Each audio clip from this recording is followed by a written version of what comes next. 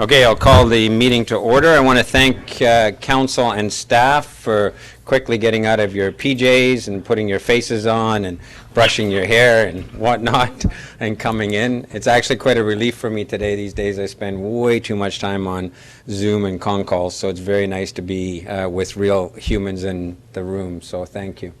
With that, I recognize that we meet on the traditional territory of the LHTAKO DENE Nation and would ask for approval of the agenda, but I'm also going to add, with approval of the agenda, the motion will include a statement of the change of venue because of the exigent circumstances related to the weather situation we've got.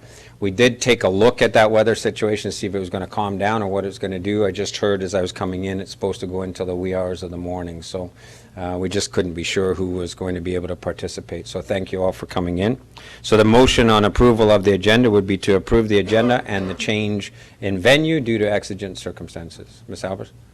And there is just the one late attachment under K1. Oh, sorry, thank you. And it's just a late attachment. It's an addendum to the capital plan for clarification. So with that, Councillor Paul, so moved. Okay,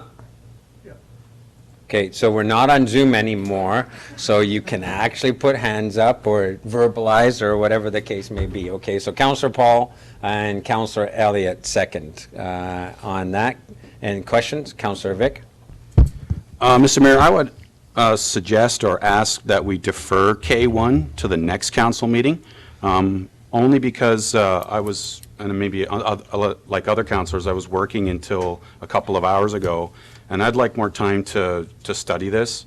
And considering the dollar amounts involved, there may be other opportunities, other options, and I'd like more time to study that. So just for clarification, that is just a rendering of a drawing. The actual gold pan capital item is in the capital plan.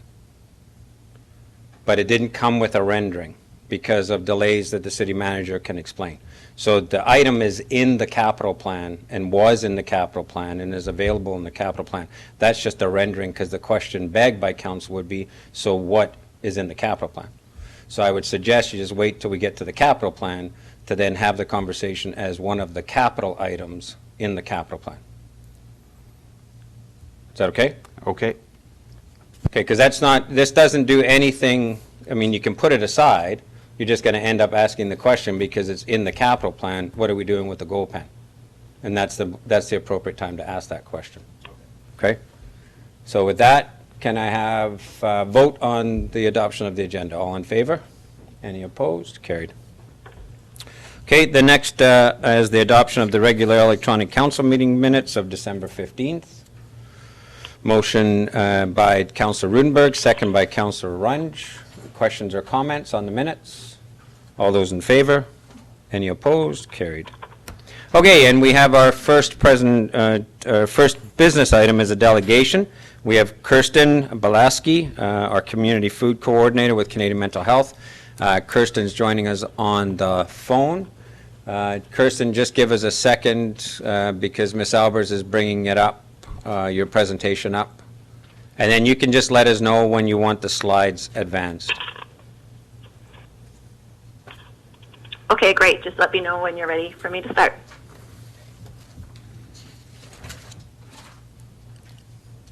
Okay, go ahead. Okay, thanks for having me, everyone, for inviting me to talk today a little bit about food security here in Quesnel. So this first slide here is just our introduction. Over this past year, I've been doing some research in the community, completing a report that includes a scan of our food system. And I'll just go over a little bit of that data briefly today to give you an idea of some of the things that I've found.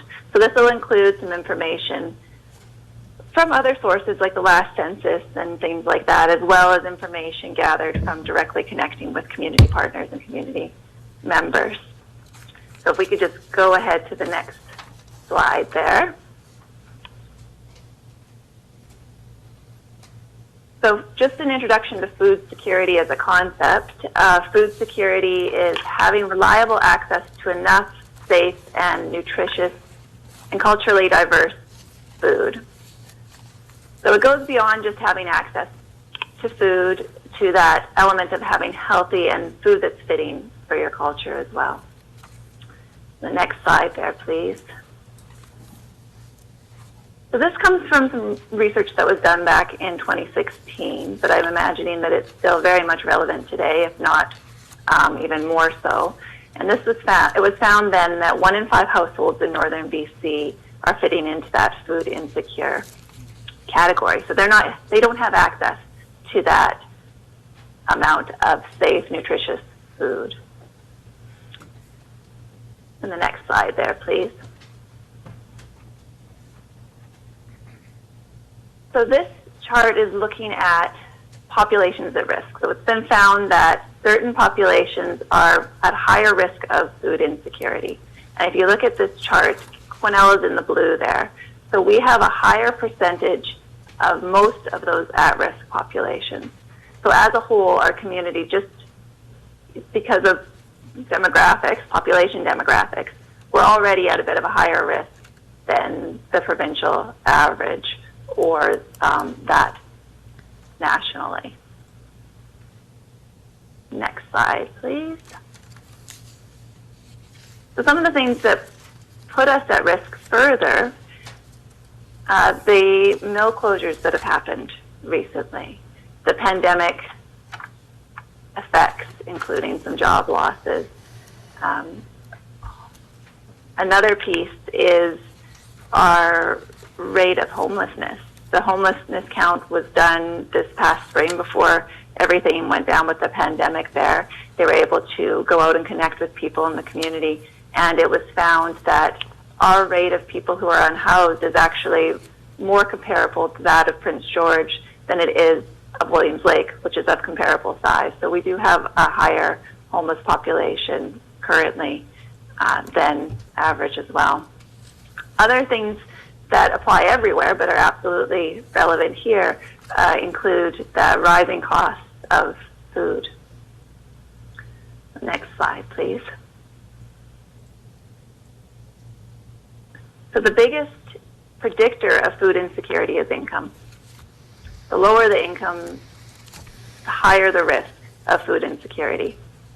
And there's different ways of measuring low income, and that's all that this chart is showing here, are the different, the numbers based on those different measurements.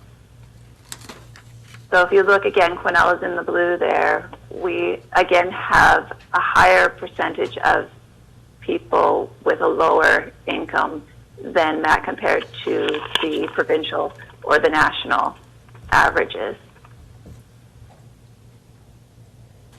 And then the next slide there, please. So another important thing to consider in this is food costs. So the average monthly cost of nutritious food for a family of 4 in the Northern Health region in 2017 was about $1,038. For a family of 4 on income assistance in BC, they may receive up to about $1,300 per month. So you can see how that really just doesn't align. That leaves about $263 to cover shelter, transportation, clothing, school supplies. And the average cost of shelter, and this is again according to the census, so this was the last census of 2016, at that time the average cost of shelter in Quesnel was $700. So it can be incredibly difficult for people on a low income to get the food that they need. And our food costs are continuing to rise and projected to rise further in the coming years. The next slide, please. So currently in town, we do have quite a few supports that would fall into what would be classified as emergency type supports. So we have bi-monthly hampers that are provided, so every 2 months people who are eligible can receive a food hamper. We have food programming that's offered as an adjunct to other programming. So there's a lot of different community organizations that have an element of food programming that they run off the side of their other programs. We also have some grassroots programming that's cropped up over the last few years that looks at supporting specific populations. And we have drop-in hot meals provided 6 days per week between different organizations right now. The next slide, please. And I apologize, I might have done something fancy where you have to click a few times to go through the slide. I just realized that. I'm sorry if I'm not keeping up with that. So. No, it's okay. They're just slide coming, here- Kirsten, they're That's just okay. coming up clean each time, so it's good. Okay. Okay, great. So just looking at some of the barriers that people identified that can get in the way of accessing food, the main ones that came up repeatedly were transportation. So the fact that grocery stores that are more affordable are located in South Quesnel, while the majority of lower income individuals and families reside in West Quesnel. So that can be a barrier for sure in terms of grocery shopping. Something else that people mentioned frequently was their psychological state. So if they're experiencing a lot of anxiety or lowered motivation related to depression, or they're struggling with mental health in other ways, it can interfere with the process of accessing the resources that are there. The ability to kind of organize their mind or organize their paperwork sometimes can be can be a barrier, because there can be a lot of paperwork involved in, say, signing up for a hamper. You need proof of rent, proof of income, and all kinds of things along those lines. Another thing is the dietary restrictions. So charitable food supports rely largely on donated, easily preserved foods, which can be difficult for people with health conditions like diabetes or high blood pressure, other special dietary concerns. So they might have access to the food bank food, but it may not be food that they can eat and still stay healthy. And another factor that gets in the way that they mentioned was stigma. So many individuals who are food insecure actually don't access food supports. If you look at this picture chart at the bottom here, this was from a study done in 2008, and was looking at Canada-wide use of the food bank. Only 20.6% of people who were severely food insecure accessed a food bank.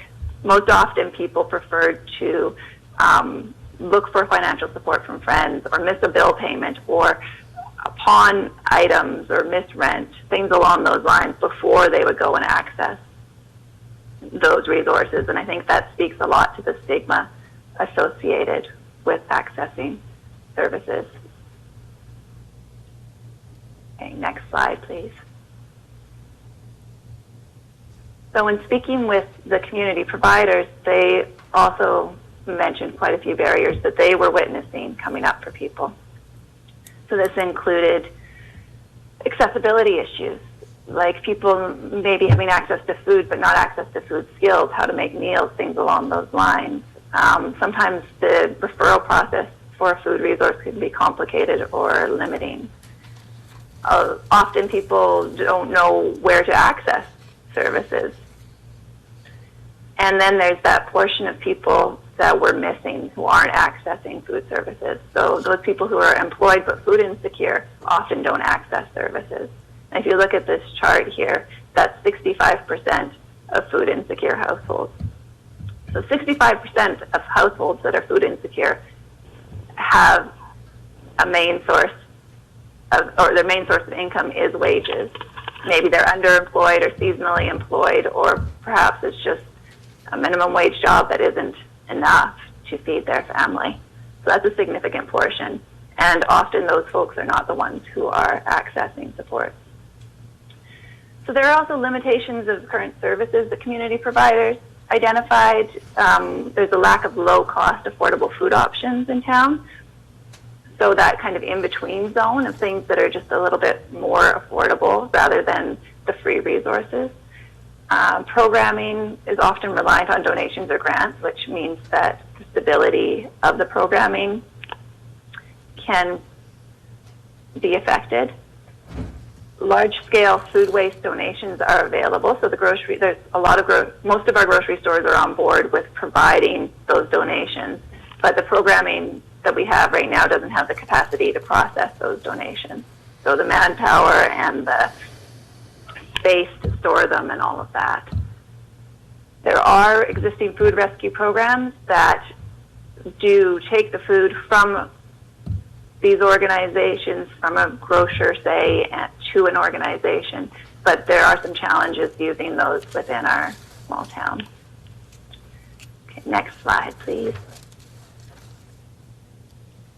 So what the community partners have identified that they need, or some of the things anyhow, were stable funding, increased collaboration between programming, access to an appropriate vehicle to pick up and distribute food donations, the refrigeration and freezer storage space for large-scale fresh food donations, and more people power to organize, sort, and distribute food donations. Okay, next slide, please. So connecting with the people who are accessing services or who could use the services but are not accessing. Consistently, they spoke about wanting access to more affordable fresh foods, particularly produce and meat. Also, they were very interested in developing food skills, having classes, things along those lines that would help in terms of that and give them an opportunity to connect with other people. A big gap was charitable food options that meet dietary needs, so something that provides some choice or different food options, customizable when people do have specific health conditions, and community programming around shared cooking, skill building, and gardening. And we do have some of that in town already, but looking at expanding that and opening it up to other populations as well. Next slide, please. So some ideas for the future. A community food center that allows for drop-in services, peer-led programming, food skills workshops, and community gardening. Centralized food rescue distribution system to support the current resources and programming that we have in town. Customized food options, such as a market-style food bank where individuals may choose items themselves, and or more frequent hampers of fewer items for those who don't have kitchen facilities. So just something that's more customizable for the specific concerns that people have. And something along the lines of a low-cost or affordable food market or a good food box program that makes healthy food more accessible to people on a lower income.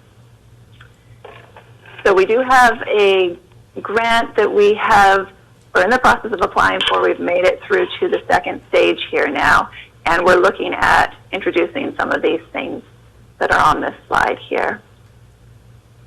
So hopefully we will be in the process of getting some of this going in the next year. So the next slide, please.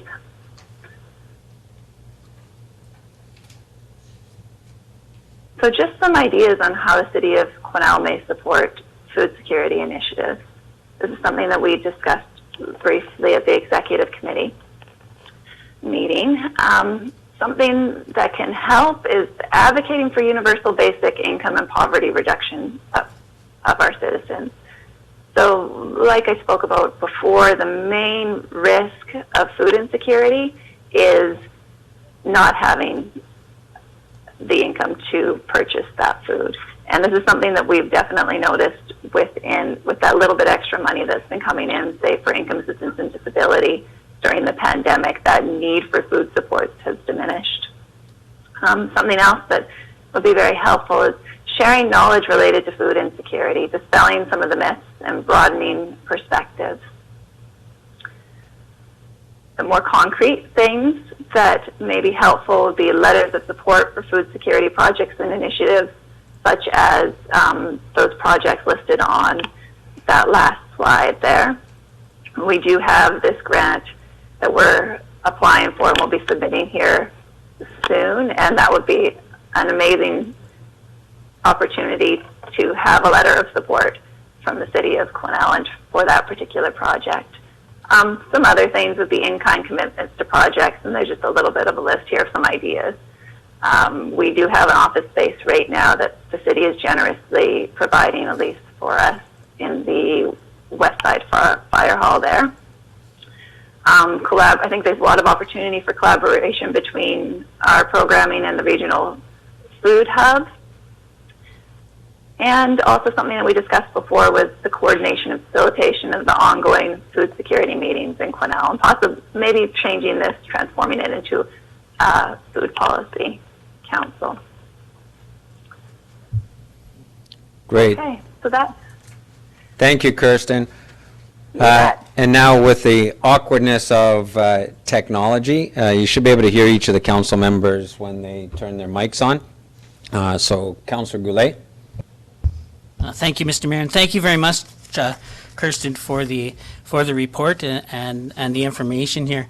For me, this information will be staggering, I think, for 2021. I think if we really look at the stats moving forward now, we're going to see the vulnerable population, the poverty, and those numbers really start to increase.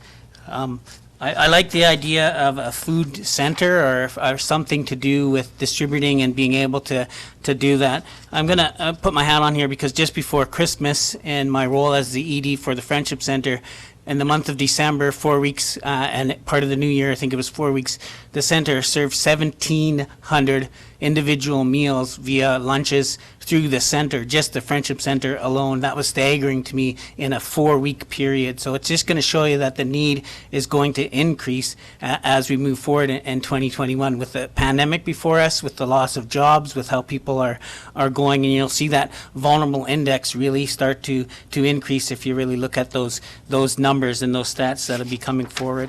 So I'm all in favor of finding a solution here, but using the agencies to do that and not be a facility led by the city. I think the agencies will come forward and give their expertise and their ways if they just need that extra push. They almost need like a facilitator of some kind to give them that extra push in order for them to do it, and you'll see things develop because we've worked a lot with other agencies in the community and have developed partnerships that'll really take off. They just need that little extra push and extra I don't know if you want to call it facilitation, but something that we can do to sort of drive that seed into the organizations already within the Quesnel area. So thank you very much again for the presentation, and look forward to how we can move this forward in a way that involves the entire community.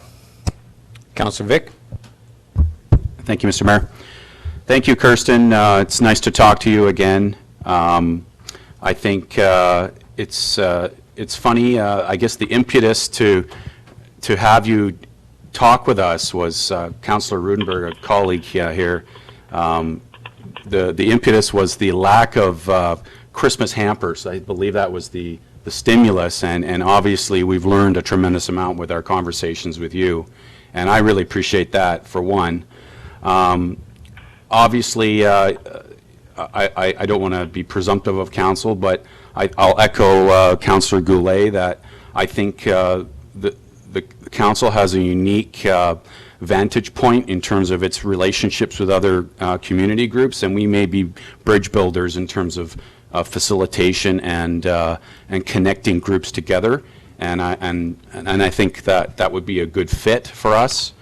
And then regarding your other ideas of how the city can participate, I look forward to digging into those, to your ideas here post haste, and seeing what can be done to really keep this on the front burner and come up with some meaningful strategies this year. So when we get to Christmas 2021, we have a plan to deal with not only the food hamper shortage, but addressing the issue at large. So thank you very much, and I look forward to working with you in the near future. Councillor Paul. Yes, thank you, Kirsten, for a report that is indeed well done, and certainly an eye-opener for sure. I do have a question regarding the degree of food waste from retailers, and I'm talking about how they dispose of expired or marginally spoiled food, and whether there are opportunities that we could capitalize on with regard to utilizing some of that unneeded food.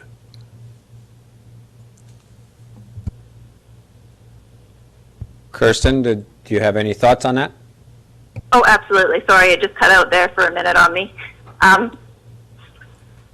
Yes, that's something that we are looking into. So it's something that already the Salvation Army has set up with a few different grocery retailers, and I know that there are large-scale donations available from some of them, but the Salvation Army is just not able to take that on due to capacity right now. So that absolutely is an option, and that's one of our top priorities, because if we can manage essentially what we're doing, what we've put in this grant for to start out with will be, if we get it, a redistribution center for that food, what they would call food waste, but essentially surplus food from the grocery stores, where we could take in, process, and store, and by process I just mean sort through and make sure it's of edible use, and store so that we can then redistribute it back to the community partners and then directly to individuals in need. So that is absolutely something that's on our radar, and I feel is a great resource because it's helping manage some of the food waste that may be going on in the community while also making sure that there's more food going out there to the people in need. Okay. Councillor Rudenberg. Thank you. Good evening, Kirsten. It was good to hear this again because it just reinforced for me especially after hearing Tony, where we need to head with this. Congratulations on moving to phase 2 on that one particular grant that you've applied to, because I know those guys have always had lots of people applying for their money. The whole piece around partnerships, I think, is the big clue. You know, it's the thing for this, because there are so many groups in this community that are working one-offs on trying to fill a small need or a small niche in the community. So when you hear, 1,700 meals went out in the month from the Telecom Society, Rotary does what's called the Starfish Backpack Program, where backpacks go to a school every Friday filled with food that will help a family get through the weekend. So, and these are all based on donations, right? So that's the key piece too, I think, is about how to make any kind of program that we have sustainable. And we talked about different options of what that might look like, because we cannot depend on volunteers to make this last. We saw what happened with our food hamper program. We had an amazing program with amazing volunteers that just got tired and burned themselves out. And so it's about how we make this program self-sustaining.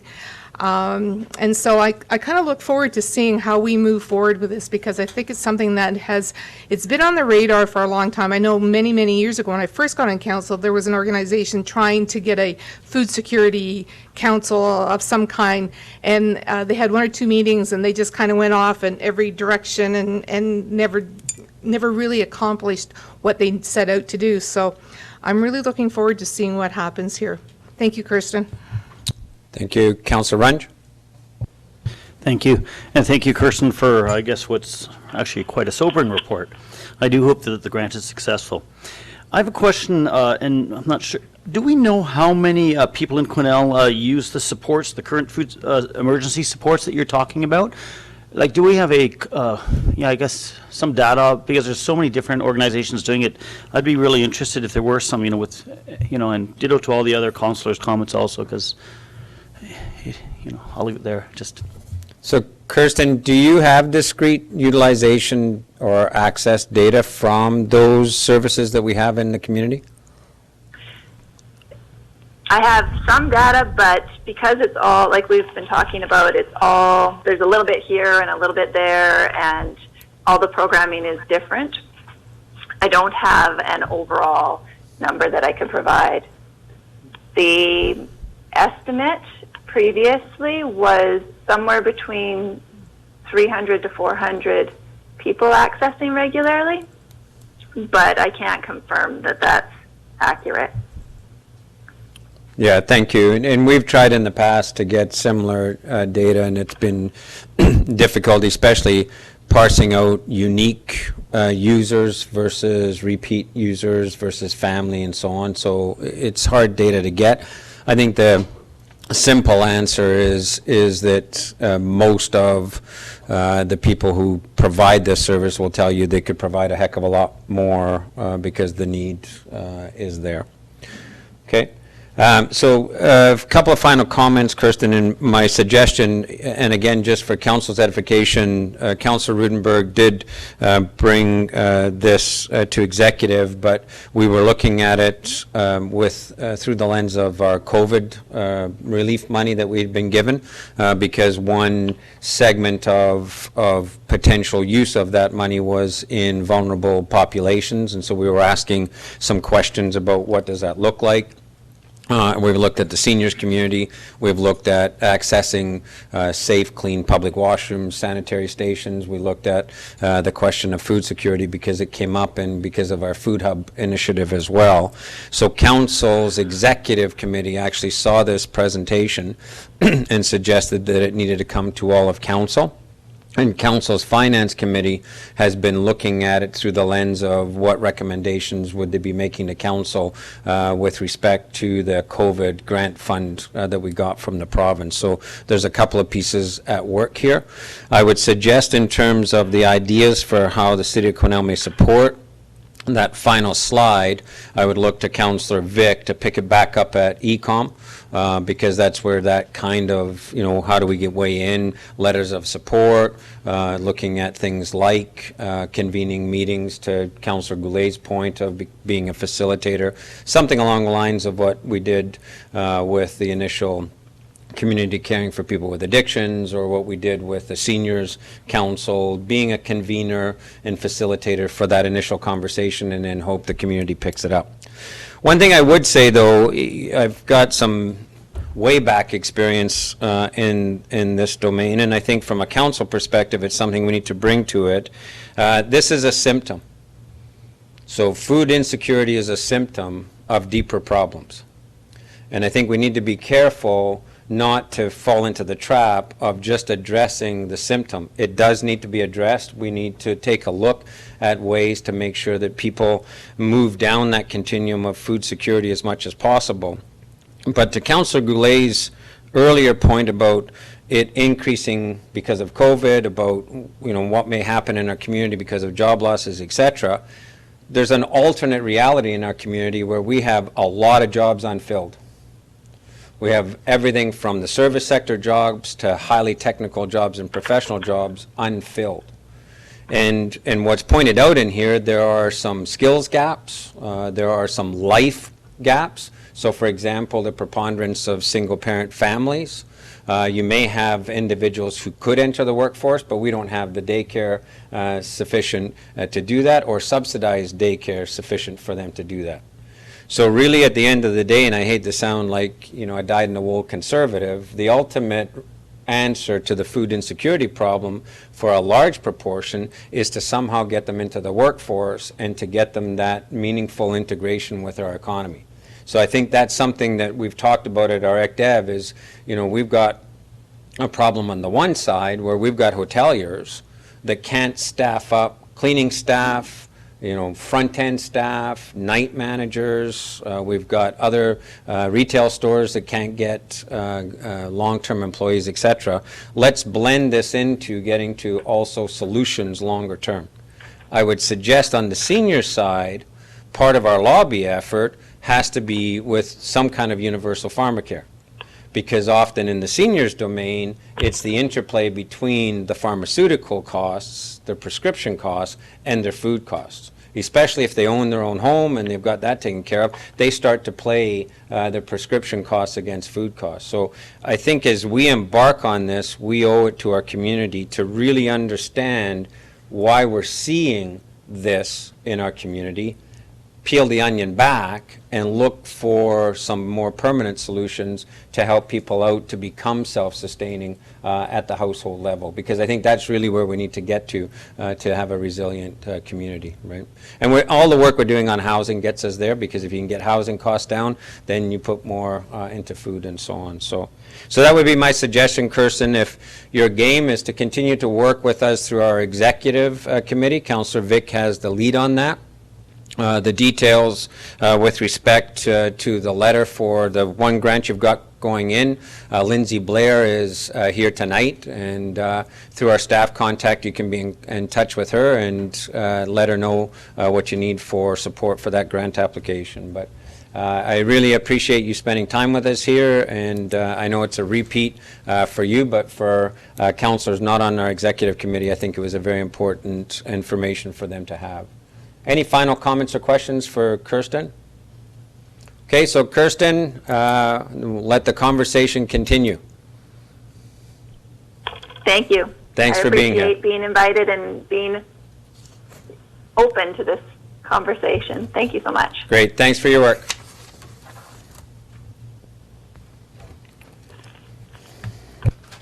Okay, moving on to our agenda. Speaking of executive committee, Councillor Vic. Thank you, Mr. Mayor.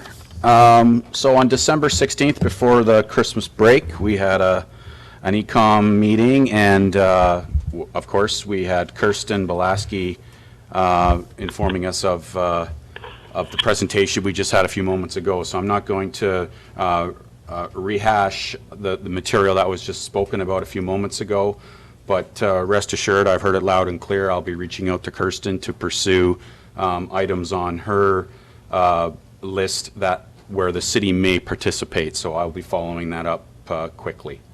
Additionally, on that agenda, we discussed a forthcoming meeting that we had with MLA Coralie Oakes, and the committee discussed priorities that we wanted to discuss with the MLA, specifically the continued importance of the interconnector project and the city's ongoing efforts with our forestry transition strategy, including the CFA.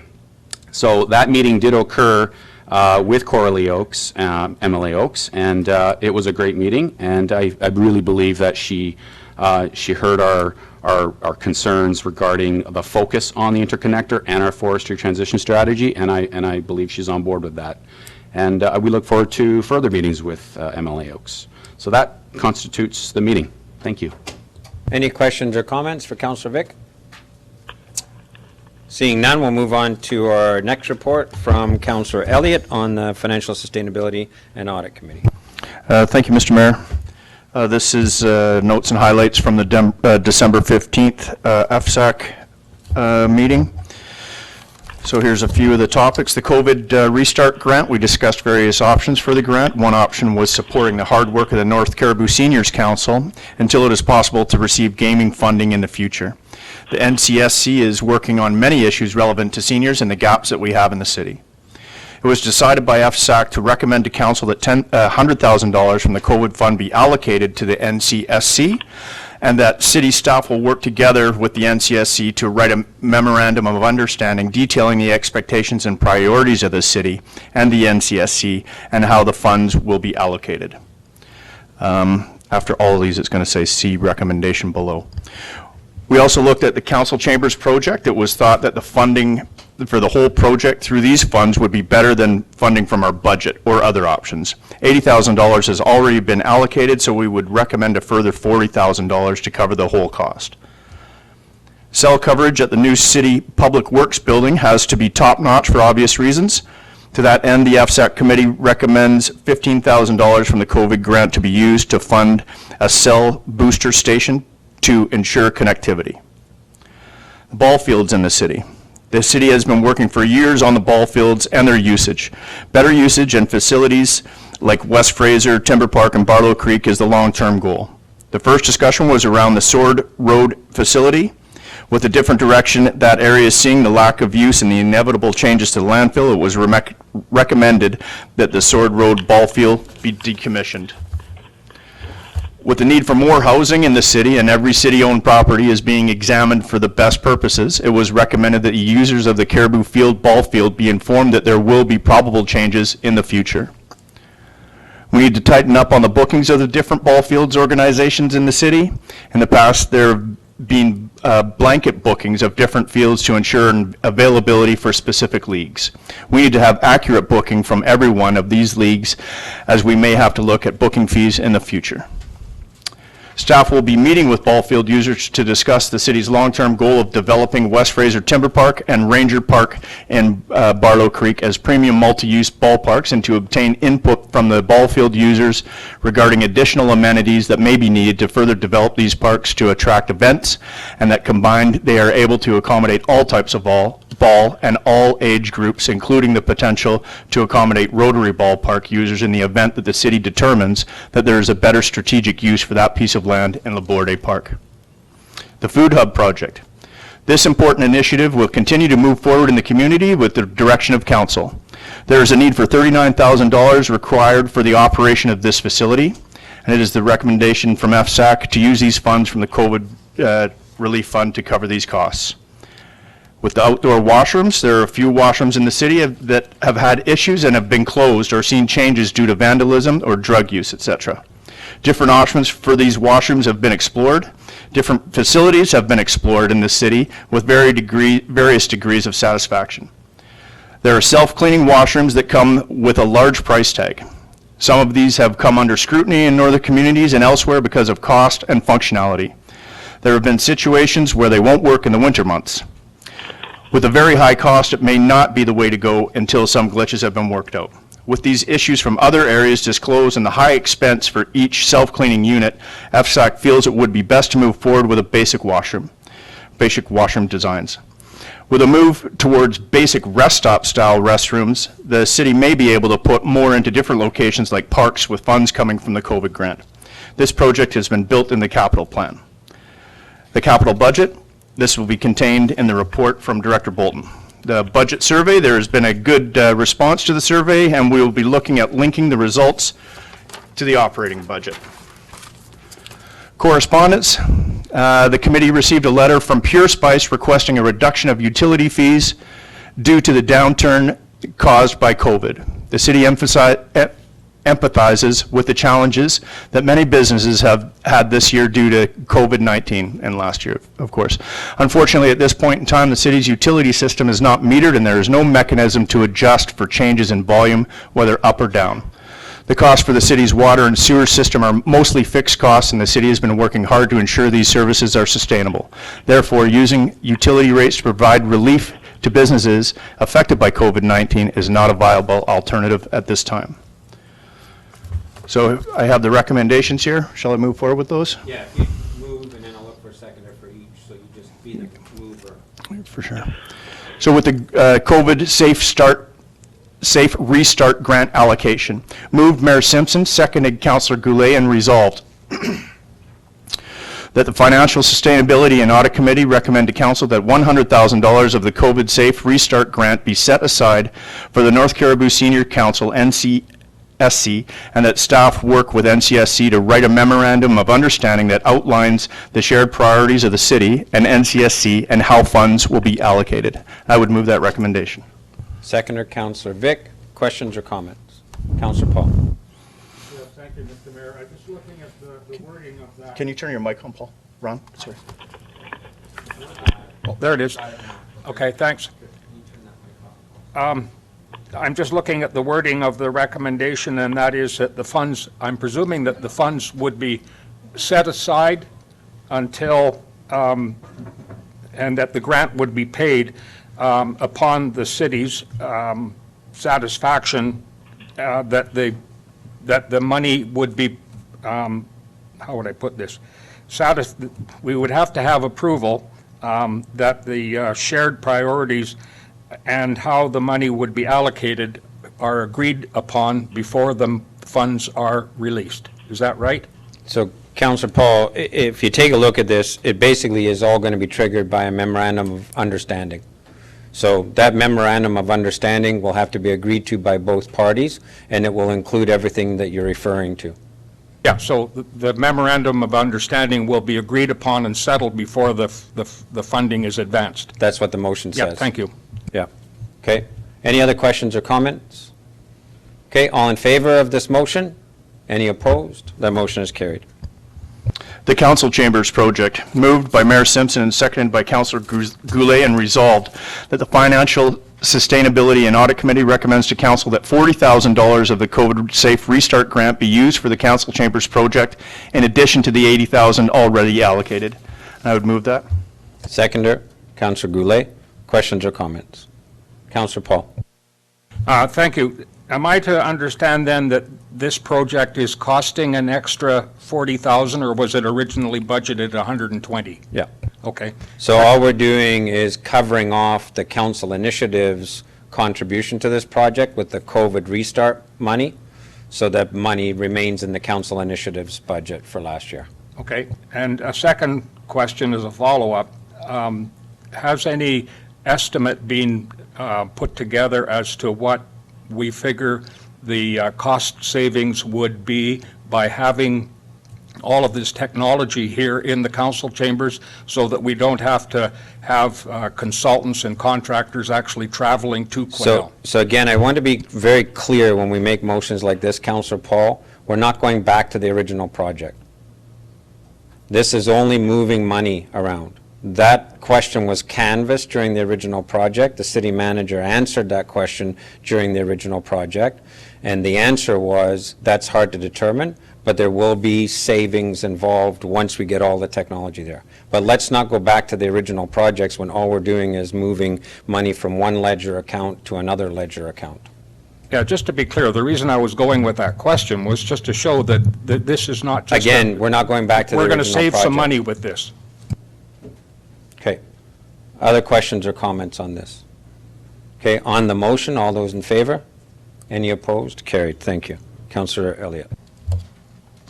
The cell booster station at Public Works, moved Councillor Goulet and seconded Mayor Simpson, and resolved that the Financial Sustainability and Audit Committee recommends to Council that $15,000 of the COVID Safe Restart Grant be used to fund a cell booster station at Public Works to ensure connectivity. I would move that recommendation. Councillor Vic seconding. And did you have a question, Councillor Vic? Go ahead. Small point, but I'm not clear who we get the vast majority of our staff cell phones covered through. It must be a provider, TELUS, Bell, or Rogers. Is there any opportunity to have that partner cover this cost or part of the cost? Director Bolton. Chris, do you have? Yeah, part of this is, we haven't looked into that too closely. Some of the things we did look into with our TELUS and Shaw Communications was our Public Works tower, which improved our computer logins. With the structure of the building being the thickness and the steel, there was cell service, but it was drastically reduced. So this will affect essentially some of our providers that do warranty work on our equipment, et cetera, them basically remoting in and plugging in through their cell modem without city supplying them services. So that's one of the benefits. And yeah, you could not have a conversation in the building with the way it is now. And yeah, go ahead, Councillor Vic. I agree. I agree that we have to make the building functional for wireless technology and whatnot. All I'm suggesting is the partners that we utilize and we pay monthly bills for cell phone contracts and whatnot, they may be receptive to helping us with that cost of improving the tower or whatever needs to be finished. Yes, and just so you know, you're aware, we're still pricing this out, like nothing has been decided as far as what it is, but this is more hardwiring and equipment inside it. I'm not aware that TELUS provides that, but I can look into that. Yeah, and just again for clarity for the public who take the time to watch this, we're assigning basically up to in these areas because we need to deploy the 2.5 million that we got from the province in a timely manner. So this is not local taxpayer funds. If we didn't get the COVID grant, we'd be looking at it as part of either our operating budget or our capital budget.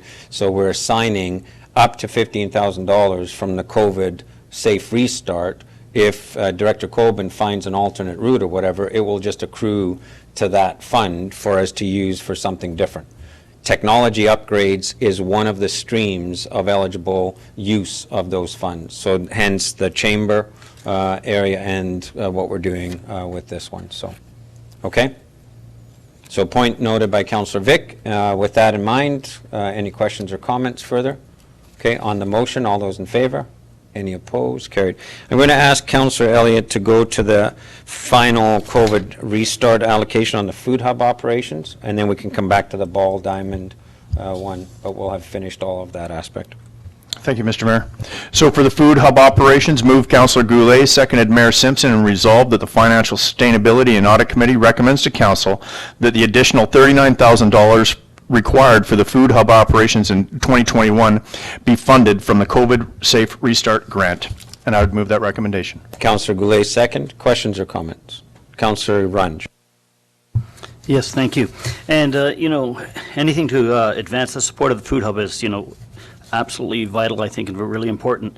I do have a question, though, because I've been trying to find some of the budgets that they always talk about.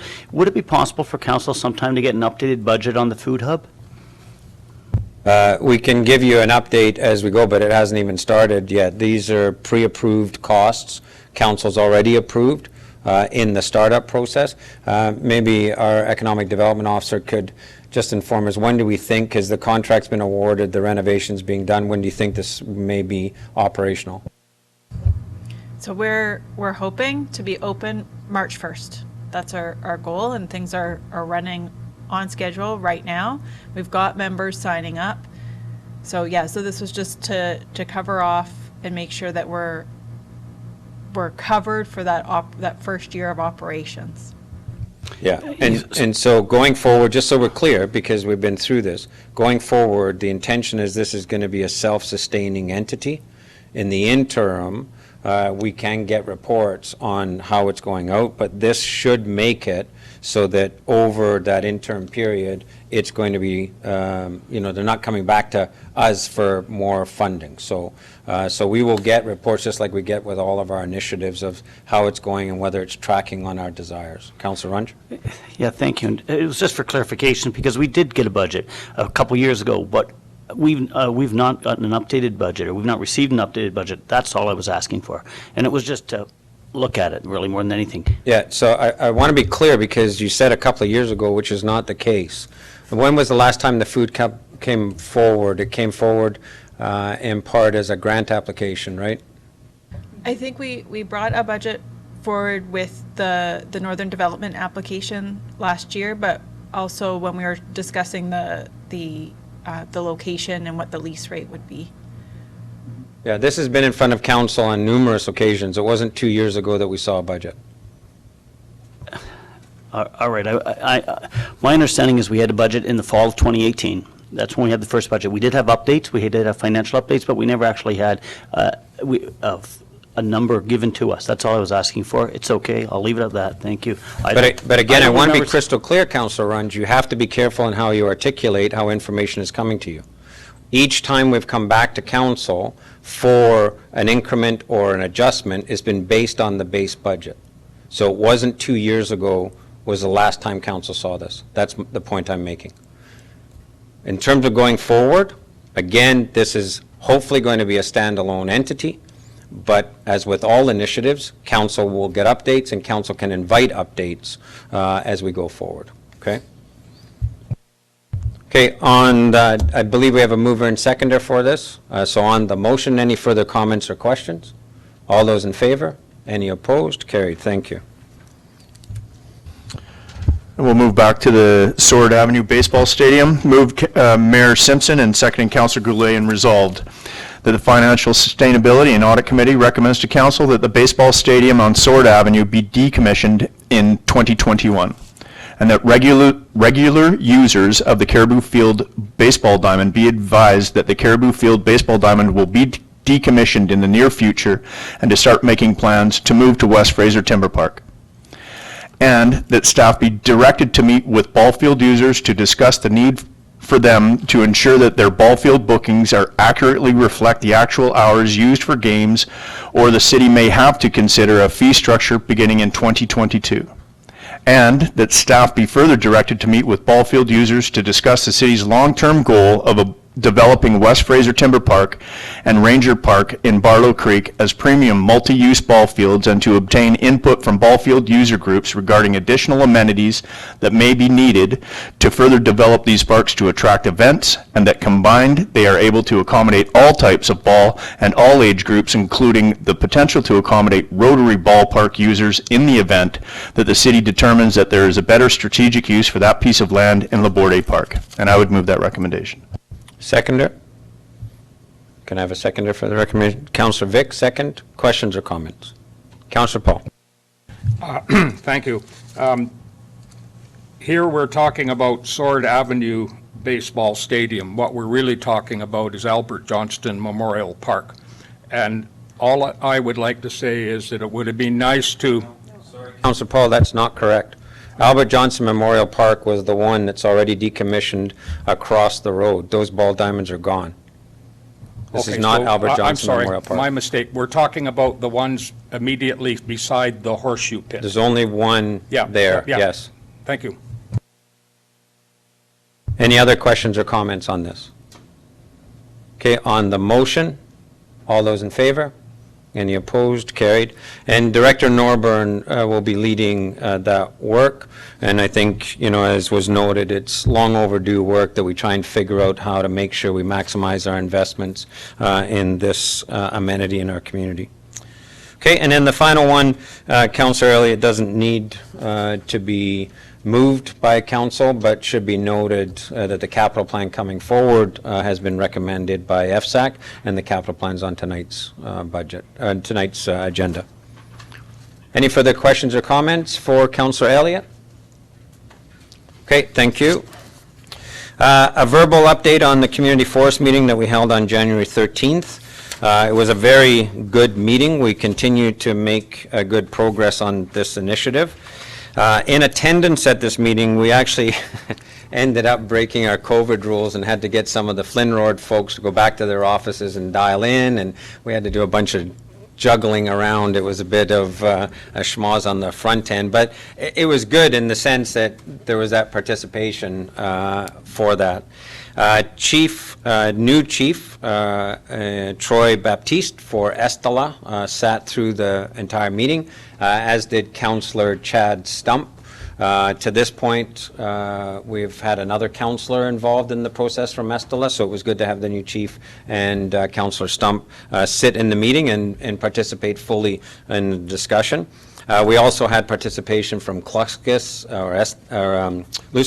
for the entire meeting as well. Neil was able to, their resource development person, was able to carve out the time. We've had a change in our Flynn Road contact person, but that change, I think, will not cause us any grief, because the senior folks that are supporting us with the non-replaceable forest license and Josh Pressey, the district manager's presence, is still heavily involved. We just have a different person leading that for Flynn Road and working with Aaron and the others on the technical side. We walked through the partnership agreement, so again, because our meetings are a bit sporadic, and I get that sometimes we don't hold all this information. Council, for your recollection, has approved in principle the signing of a partnership agreement and the assignment of the city manager or his delegate to the technical team and myself to the leadership team. So that motion has already been approved by council. The other bands have not fulfilled all of that, particularly Estella and Luskus.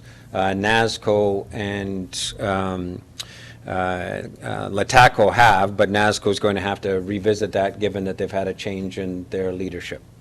The intention is to have the partnership agreement signed by the end of January.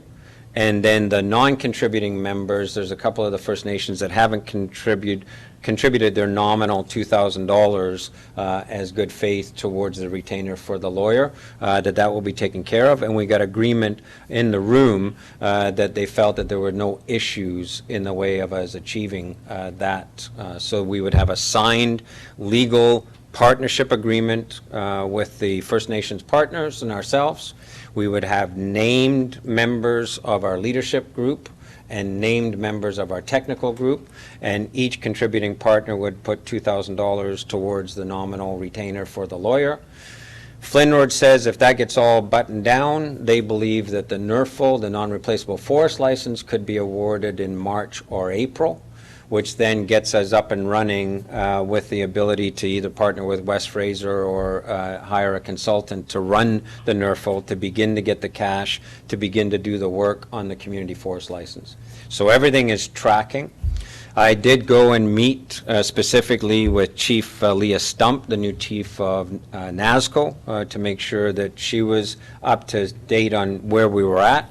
And she was comfortable with the progress we're making. And then the city manager and I met with LHTAKO council and staff today to make sure that they were comfortable. I'm hoping to meet with Chief Baptiste this week. And Luskus is still sort of not sure if they're going to come in as a full partner for the non-replaceable forest license, or step back for the non-replaceable forest license and come in at the actual community forest itself. And again, just because of how much work they've got with the Artemis Gold project and some other projects they've got. So they have that decision to make. I have spoken to the CAO of the Cariboo Regional District, informed him of the progress we've made to date, and made sure he understood in the partnership agreement there's a 1-year clock that ticks. The minute we sign that agreement, then anybody else who's not signed on to the partnership agreement but was named by the province in the original letter, i.e. the Cariboo Regional District, they have 1 year to be able to come in on this community forest initiative.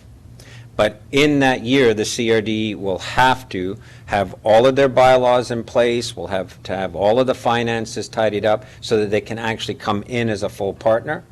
And in the partnership agreement, it states clearly that there will be no revisiting of decisions made by the partners up to that point. So no revisiting of land decisions, no revisiting of management decisions, et cetera, up to that point. So that's what everybody's signing on to. So the CAO of the regional district was informed of that verbally by me, and he was going to follow up with Aaron and see if they needed any more information to give to their board. So bottom line, it's tracking.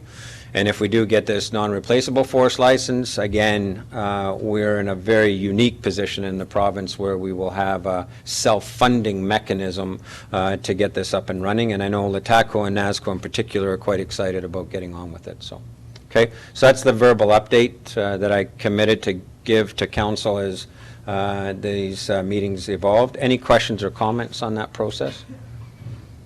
Okay, thank you. So the next we move into city staff report. So I want to do a better clarification for Councillor Vic's attempted motion to defer the late item, because the late item is an addendum to this report. So the reason that I suggested it not be referred is that the actual item is in the capital plan. And again, tonight, you, as a council, are going through the capital plan with a recommended motion from the Finance Committee to adopt this capital plan. But every aspect of the capital plan is available for discussion. The reason that I had asked the city staff to get something in front of us on the gold plan is because there's a price tag there that begs the question of for what? And with a lot of these other things, we have seen proposals, we've seen grant applications, et cetera. So the background has sort of been iterative. And in this case, we didn't have any background to pin a number to. So this is the request from the city manager to one of our local artists who's done the work in the West Fraser Center in our arena precinct, so that we had an idea of what was possible and some pricing arrangements to put in the capital plan. That's what you have in front of you. The second reason that it came a bit late is that we needed to make sure that BC Rail CN didn't have any issues with us putting a backdrop on the gold pan. So we had some due diligence to do that, and as we all know, they're a big amorphous organization, and it takes a while to start talking to the right people. And as of, I believe, Director Norburn, as late as Friday, I think it was, Thursday, Friday, we finally got the right people to sign off and say that we can put a backdrop on the goal pan. So that's why I'm suggesting, Councillor Vic, don't defer this, because this is just a rendering that explains why there's a cost item in the capital plan. Have the discussion as part of the capital plan, okay? All right, with that in mind, Director Bolton. Thank you. So this report is being brought forward, is bringing forward the capital budget to council for approval. Director Bolton, could you lift your mic towards Is it your not- mouth? Yeah, there okay. we go. This report is to bring forward the capital budget to council for approval. The Financial Sustainability and Audit Committee has reviewed the capital budget several times in detail and recommends it to council. So the proposed capital budget for 2021 is $12,415,000 before capital carry forwards from 2020, which will all be built into the 5-year financial plan after year end. The budget uses the COVID Safe Restart Grant to replace the lost casino funds in 2020 and 2021 that fund general capital each year as approved by council already. There's now a new page in the capital plan for strategic council projects. Many of these projects involve grants, and it's noted in the spreadsheet if the grant is pending or approved. Ongoing challenges for the capital budget are ensuring there is enough funding for building maintenance and replacement, future landfill requirements, and the replacement renovation of the downtown fire hall. So attached is a spreadsheet that contains all the various projects, and at this point, we're open for questions about any of the projects. Okay, so the floor is open. Councillor Paul. Thank you. I have a number of questions, but I just want to start off with a question as to, is there anything in the Local Government Act or the Community Charter that says that we have to adopt the capital before the operating? So, Councillor Paul, you were part of the council that changed the process. You were part of the dialogue that we had to change the process, to put capital first. So up until last term, in fact, I think even the first budget of last term, the operating budget was approved first and the capital second, which meant you weren't seeing the capital plan and capital projects until late into the spring. So you weren't actually digging into capital sometimes until March, as late as March. When I did an analysis as mayor of that and asked the question of why you did it that way, there was no good answer. But from a cost perspective, it's not the smartest way to do it. Because by doing your capital plan last, which is mostly funded by reserves, so it has a potential effect on taxation, but not as big an effect as your operating budget does. But you lose the winter bidding window. So by waiting all the way until March to do your capital, you're now competing with everybody else who's bidding their projects. So that's why last term's council flipped those two on their head. And the intent is actually to try and get the capital plan out as early as possible in the year. If you can get it out in December, get it in December. Because then all of our staff get the opportunity to work those projects up. Ones that are going to be bid, get bid. Ones that are going to be done internally, get planned. And we get to hit the build season rocking and rolling, as opposed to into our early build season, council still deliberating as to what the capital is going to be for the year. So that was a pretty lengthy debate we had last term, and last council is the one that made the decision to flip the two on their head. So to answer my own question there is nothing in the Local Government Act or the Community Charter that restricts us. We have the freedom to move either way. As you should have been aware, given what we did last term, yeah. Yes. The way I look at it is that the more that we spend on capital early, that's the less that we have for operating. That's my only concern. No, not at all. And again, for someone with as much experience on budgeting, that's an astounding comment to make. So capital is capital, operating is operating, right? The two of them are very different from each other, both from a taxation perspective and from a capital reserve perspective. So we don't shortchange operating by doing more capital. No, I understand fully, and most of the capital comes from reserves. I understand that. I just had to ask the question. Questions on our actual capital budget that's before you? Councillor Rudenberg. Thank you, and I don't know why it jumped out at me. So this would be under museum with the facility condition assessment. Just given what we're doing at the museum right now, I'm just kind of curious. So we can all stay sorry. with you. So What it's page and either what 40 line? 43 of 103 or 11 of 14.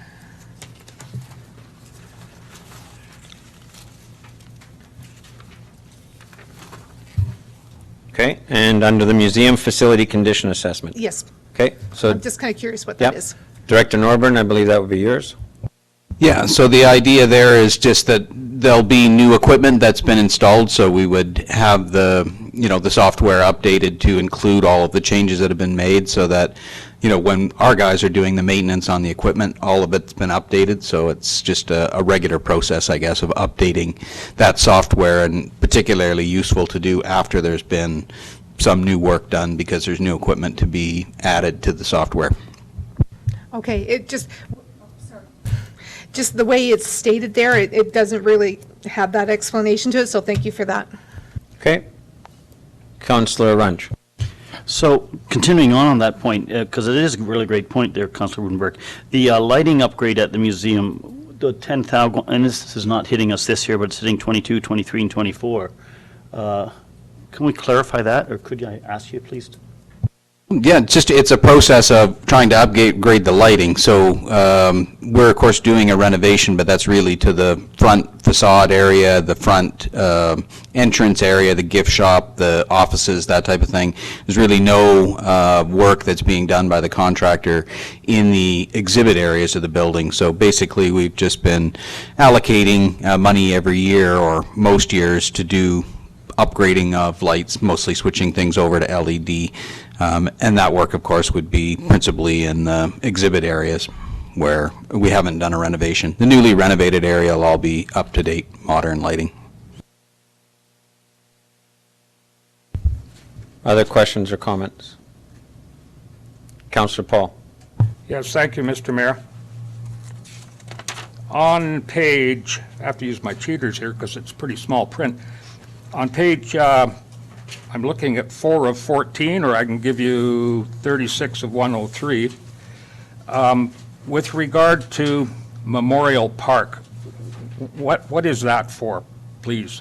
And I know that it's for 2022, but what is the Memorial Park? Go ahead. Yeah, sorry, Director Coben. Yeah, so on Abbott Drive, the Memorial Park on Abbott Drive, all the paving stones, they've started to push up and become quite damaged over time. So we're looking at removing those pavers and maybe putting some concrete in. Oh, that's at the corner of Abbott and Marsh. Okay, thank you. Next one.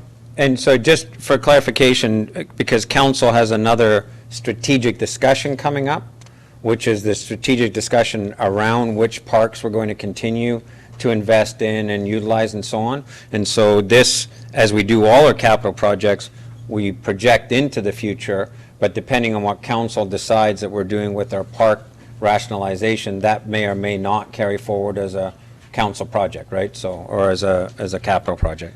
Okay, the next one is on page 7 of 14, or of page 39 of 103. And it's regarding the fleet replacement plan. And for 2021, we're budgeting 1.08 million, but then the numbers for the following years are substantially less. I'm wondering if there's a reason why we're looking at a larger expenditure for 2021, and what could that be evened out? So again, Councillor Paul, we approved a standalone item on the fleet replacement last year. So we approved it for all the out years. It's lockstep, which equipment's getting replaced, everything else. There's no way that we can change that. So what I'm saying is, Councillor Paul, this is according to the plan that council's approved. Okay. Okay? Next one is on page 9 of 14 or page 41 of 103. Paving of Class A properties. I just need a little bit of clarification as to what that means. Okay. Who's got that one? I'll get that one because we don't have the fire chief here. That's just some paving of the area outside at the fire training area. I'm not sure why he called it Class A property, but it's at the training ground. Thank you. Yeah.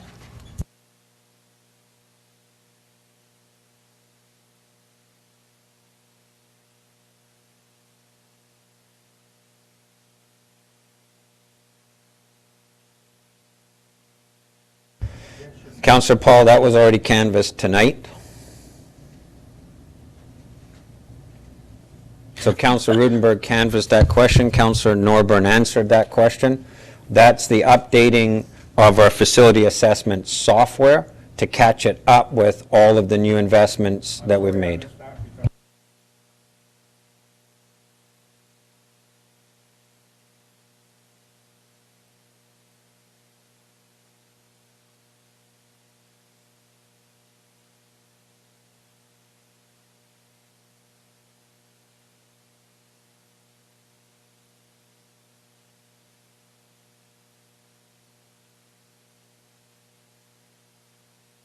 Sorry, it's the SCADA upgrades with regard to water and sewer. And I'm wondering why this falls into capital when every year we're upgrading the SCADA system, and why that wouldn't fall into operating. Yeah, so Director Coben. for the most part, the ongoing SCADA upgrades, it's been to improve the communications with the SCADA system, so not only operating, but to enable further controls of our water and sewer systems. So with this year, you'll notice that we've got 225,000 in water and 225,000 in sewer. So these are the big upgrades. So what this should put to rest some long-standing ongoing updates that we have to do and should tide us over for a number of years for the most part. And in conclusion with this, it does tie it into our whole planned major upgrade that we've had for a number of years. But is there hardware involved in these upgrades? Yeah, there's hardware That's and where the controls and difference comes radios, in. yeah. Yeah, it's just something that, I mean, even when I was on staff, Yeah, but- SCADA upgrades every year. But that's why I asked the question of whether or not there's hardware involved, because if there's hardware involved, then we tend to put it into our capital. Director Bolton. And just another point why I keep it in the capital budget is we can use DDCs towards it. So you'll see that there's DDCs being used towards it, so it's just easier to track in the capital budget than if I threw it into operating. So just to wrap this up, we're spending $225,000 out of capital for 2021, but we're also faced with $35,000 in the projected capital budget for the next 4 years. So I'm presuming that we will always see a budget item every year for SCADA upgrades, regardless of how much money is spent in one particular year on upgrading the software. Yes, with the SCADA programming and the constant software changes, it's been always been maintenance and hardware upgrades required each year to keep our equipment functioning. Just a couple of nuanced points, Councillor Paul, so that you're clear. It's actually 450,000 this year because of the split between the reserves. But the other piece of it too is if we switched it to the operating budget, then we're not using our utilities reserves for this as well, right, our utility capital. So it would be then a taxation function on an ongoing basis when we're actually using, utilities to pay for utilities. So, okay. Did you have more, Councillor Paul? No, Okay. where's the gold pan in all of this? It is on page, where are we at? Sorry? 5 of 14? Page 35 of 103. Under Council Strategic, the very first breakout item. Okay? So it's $80,650. That's the proposed amount in the capital budget, yeah. And that's for the backdrop of what is illustrated Yeah. here. Yeah. Okay? Based on a cost estimate of that backdrop. Yeah. Yeah. Had the committee or anyone given any thought about the fact that this is a pretty big number? And had anybody given any thought to the original suggestion that the gold pan go into Labordi Park, because this expenditure would be unnecessary if that was the case? Yeah, again, so this is the capital budget, it's not the gold pan move dialogue. This is the cost estimate for putting a backdrop on there, and that's the discussion we'll have tonight, is does council want to cost this out as proposed in the capital budget, so. Okay? Other questions on the capital budget? Councillor Runge. So I guess just 2 points. So that discussion with regards to the gold pen, that comes now, or does that come later tonight? So again, I've tried to make it as clear as possible. It's part of the capital budget, so it comes now. Okay? All this was, and I know it's confused people, was answering a question begged of what would that 80,000 get? That's all.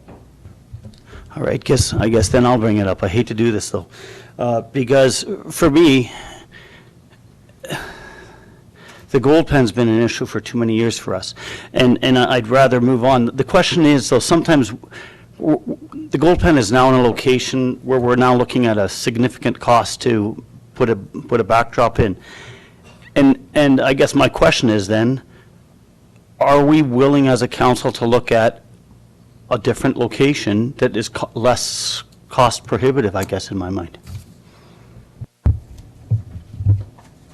Councillor Elliott. I can't be presumptive of the rest of council, but we had this discussion in length. Everybody at one point in time or another was in agreement to move it. Some have changed their minds since then. I think the location is perfect, personally. The whole idea behind this was to be able to drive tourism downtown to help with our businesses. We're working on a community campground. We've got the riverfront trail right there. We've got the upgrade to the museum. We've got the upgrade to the playground, the new arena precinct. For me, everything ties in together, and if we can get more people downtown, did I say the playground? It's just going to invite more people to walk around and, frequent the businesses. So I think the decision has already been made, as far as I'm concerned anyway, about the location. In the community, there's been a lot of people that are unhappy with the move, but there's also been the silent majority, in my view anyway, that have been extremely happy with it. So I think right now the issue before council is the conversation around the upgrade and how that background's going to look, because the vast majority of the people that I'm talking to feel that it's incomplete. So I firmly believe that we should complete this project because it ties in with everything else that we're trying to do downtown to drive businesses and the tourism area down there. So for me, it's just to complete this and carry on. I hope that answers your question. Councillor Runge. Yeah, thank you. I guess it kind of answers my question. I agree with you. The gold pen move has actually been received really, really well by a lot of people. And so but the question that I ask myself is, at 80-something thousand, could we have another location that still meets all of those points that you talked about and still fit into that whole downtown precinct area and not cost us quite as much? I guess that's where I was getting at, and that's why I wanted just the discussion. Yeah. So again, I want us to be careful. This is the capital budget, right? When council had the opportunity to move the gold pan, Labordi Park was canvassed as an location. The strongest no we got for putting it in Labordi Park was from our curator of our museum, who said she didn't want it anywhere near the museum or anywhere in the Labordi Park area. The Billy Barker Days Society said, do not put that thing in Labordi Park. We're already land pinched for holding the Billy Barker Days. So that was canvassed. We looked at Chuck Beath Park. That was canvassed. There was a whole bunch of issues associated with that. Council made a decision to locate it here. So That decision has been made. What's in front of council just now is a recommendation from the finance committee based on staff going and saying to one of our local artists, how could we, to Councillor Elliott's point, finish this and integrate it with all of the other things that we're doing, our signage program, our wayfinding, our branding. That's what this cost estimate is based on. If council doesn't want to put that money in the budget, that's the discussion for tonight, in which case then the question it will be begged of, what do you then want to do with the goal pen if you don't want to leave it the way it is? That question's not going to go away. But for tonight, there's a rendering of a potential outcome with a potential price tag, and all we're doing tonight is assigning some capital to it. We've got a whole bunch of stuff in here. This is 0.4% of a $12 million capital, right? If you take a look at, probably 1.5 million for the RV park that's going in, that we've only seen a broad stroke schematic of. Council hasn't seen the renderings of the footbridge, and we've signed off on that. That's going to be around $800,000 all in, lighting, etc. We're putting 1.5 million in the museum. We spent $500,000 on the playground there. So on a $50,000 on a $12 million budget, it's really, do you want to assign that money in that line item or not? That's the question for council tonight. City Manager. Thank you, Mr. Mayor. I think another comment that's relevant to this conversation is the fact that of the projects that you mentioned and Councillor Elliott mentioned, a very substantial amount of grant funding in those projects, right? So those tourism-focused projects, we're bringing in millions of dollars of grant money on those. So, and I think that helps to put this in perspective. I'm not saying this is a cheap backdrop, because it's cost money, but I think you need to maintain that perspective of where we're getting funds in for those tourism initiatives. Okay, Councillor Vic. So I do have, to your point that it's a very small percentage of the overall budget, I have several questions, but to promote fluidity with the conversation, I'll start with the goal pen. I think the issue for me is the fact that we have to allocate up to $80,000 to correct or upgrade the goal pen location requires that we have a meaningful conversation about, is it the right place? That's, I think, the point maybe Councillor Runge was heading toward. So on paper, to spend $80,000 to improve the location that was planted in the first place, I think that requires that we have a conversation about, is it the right location? So that may not be appropriate for a capital budget discussion, but I think it's necessary. And whether we have that tonight or another time, I don't know. But as it stands, I couldn't support that element of this budget. So now I can move on with my other budget questions regarding capital, or we can... That's how the capital discussion generally goes. All right. So on page 11, the Sherrari House, 108,000, and we as a council, we definitely approve those costs. I guess my question, although it's not directly related to the capital question at large here, is has the lease been signed where... So again, please don't go in. Okay. Okay? That's a separate business item. This has been before council. Council should know why the capital is being assigned, and council's already pre-approved by way of our resolution, correct? Director, Economic Development Officer. Yeah, so right now, there's a grant application pending towards those improvements. So we're waiting on that. I believe we'll know by the end of the month whether or not we were successful with that one. And then that will determine whether we go forward or need more funding. But it should be, I'm not on the same page. Yeah. I missed what page you said, so. So page 11 of 14 on the actual document, or 43 on the full agenda. So it should show the majority of that coming from grant funding. Yeah, and so just so we're clear, Councillor Vic, to your point, because that's a separate discussion. I know. But having the line item doesn't mean we spend the money, right? So this is just mirroring a council decision that has a capital implication, the line items here. If things don't work out, grants don't come, or leases don't get signed or whatever, the money just won't necessarily get spent, or it'll come back to council as part of our ongoing decision-making to say, do you still want to make these leasehold improvements, right? Okay, fair enough, thank you. And the last question, sorry. It's the washrooms, so we're page 4 of 14. Sorry, 4 of 14 or 36 of 103. And just referencing back to Councillor Elliott's FSAC review, these are the same washrooms we're talking about? Okay, so that's COVID money, restart money. Yeah, and again, just for council's edification, because I think at one point we were looking at one washroom for $200,000. We're thinking that this would be in the order of magnitude of 25 to 30,000 per, I think. Yeah, so that would allow us to distribute around the community and address that issue of, a sanitary place to do your business and sanitation stations. Perfect, thank you. Those are my questions. Okay, thank you. Other questions or comments on the budget? Councillor Elliott. Thank you. Just one thing that we didn't, I'm going to go back to the gold pan. No one has mentioned the possibility of the $30,000 grant funding. So we mentioned the $80,000, and I think there was a comment about 50, but we are looking to obtain $30,000 in grant funding for anybody that's watching or listening.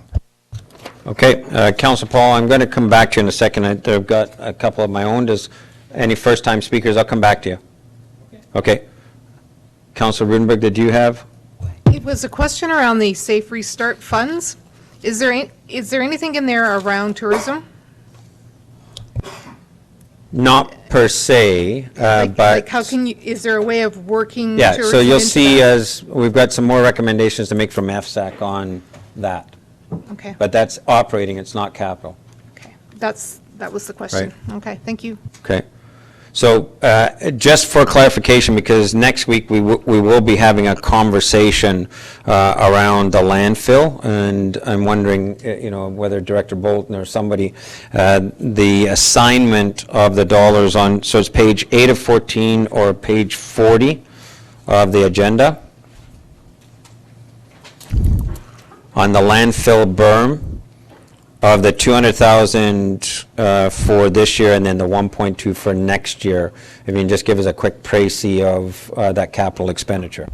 Sure, so the 200,000 for this year is the design work to get the berm built, and then the 1.2 million would be the actual berm construction. And you'll see that this is funded through gas tax and other reserve, and the other reserve is the CRD's contribution to this project. And our landfill manager will be speaking about this project when he presents to you guys next week. Okay. And then, I'm sorry, I'm flipping back and forth a little bit, on page 4 of 14 or page 36.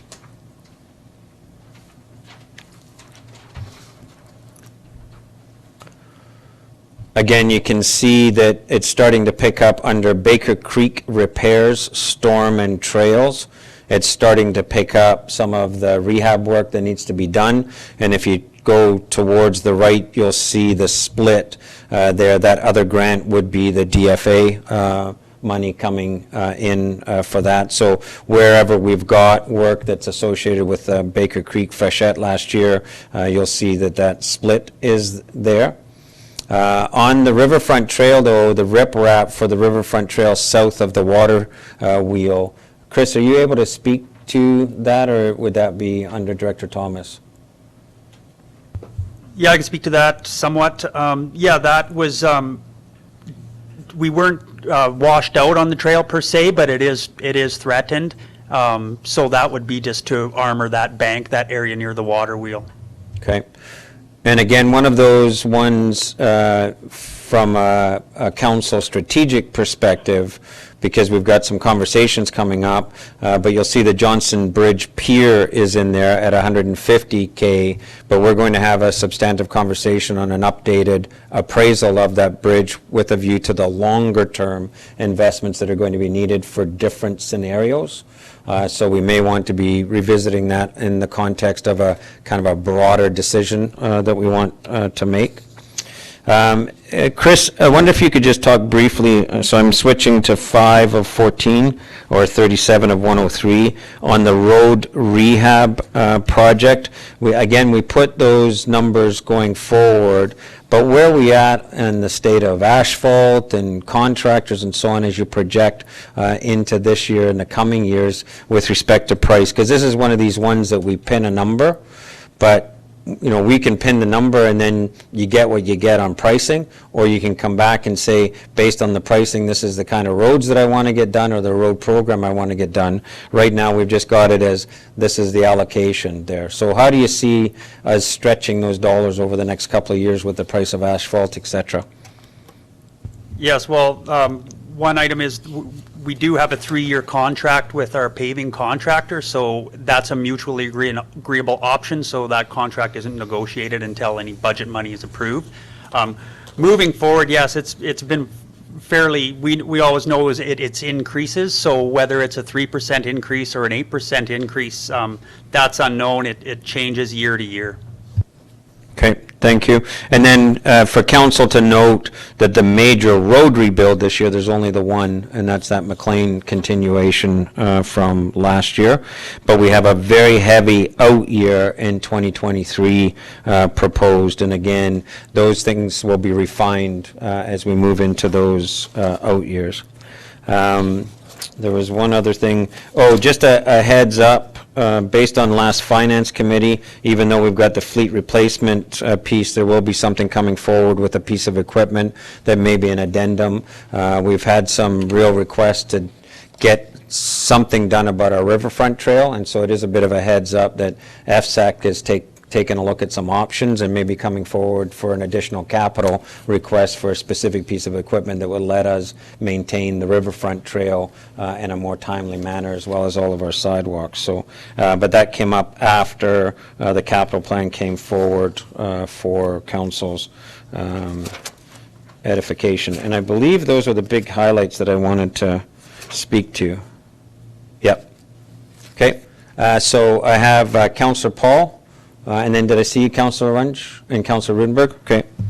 So Councillor Paul, go ahead. Thank you, Mr. Mayor. I hate to belabor the gold pan, but I must say that I cannot support the capital budget based on an $80,000 backdrop to a gold pan that really is objectionable in terms of its location throughout a broad spectrum of the community. And I'd like to propose a motion that that we revisit the location of the gold pan and that we hold in abeyance the $80,000 plus that's proposed in the capital budget. So a motion has been.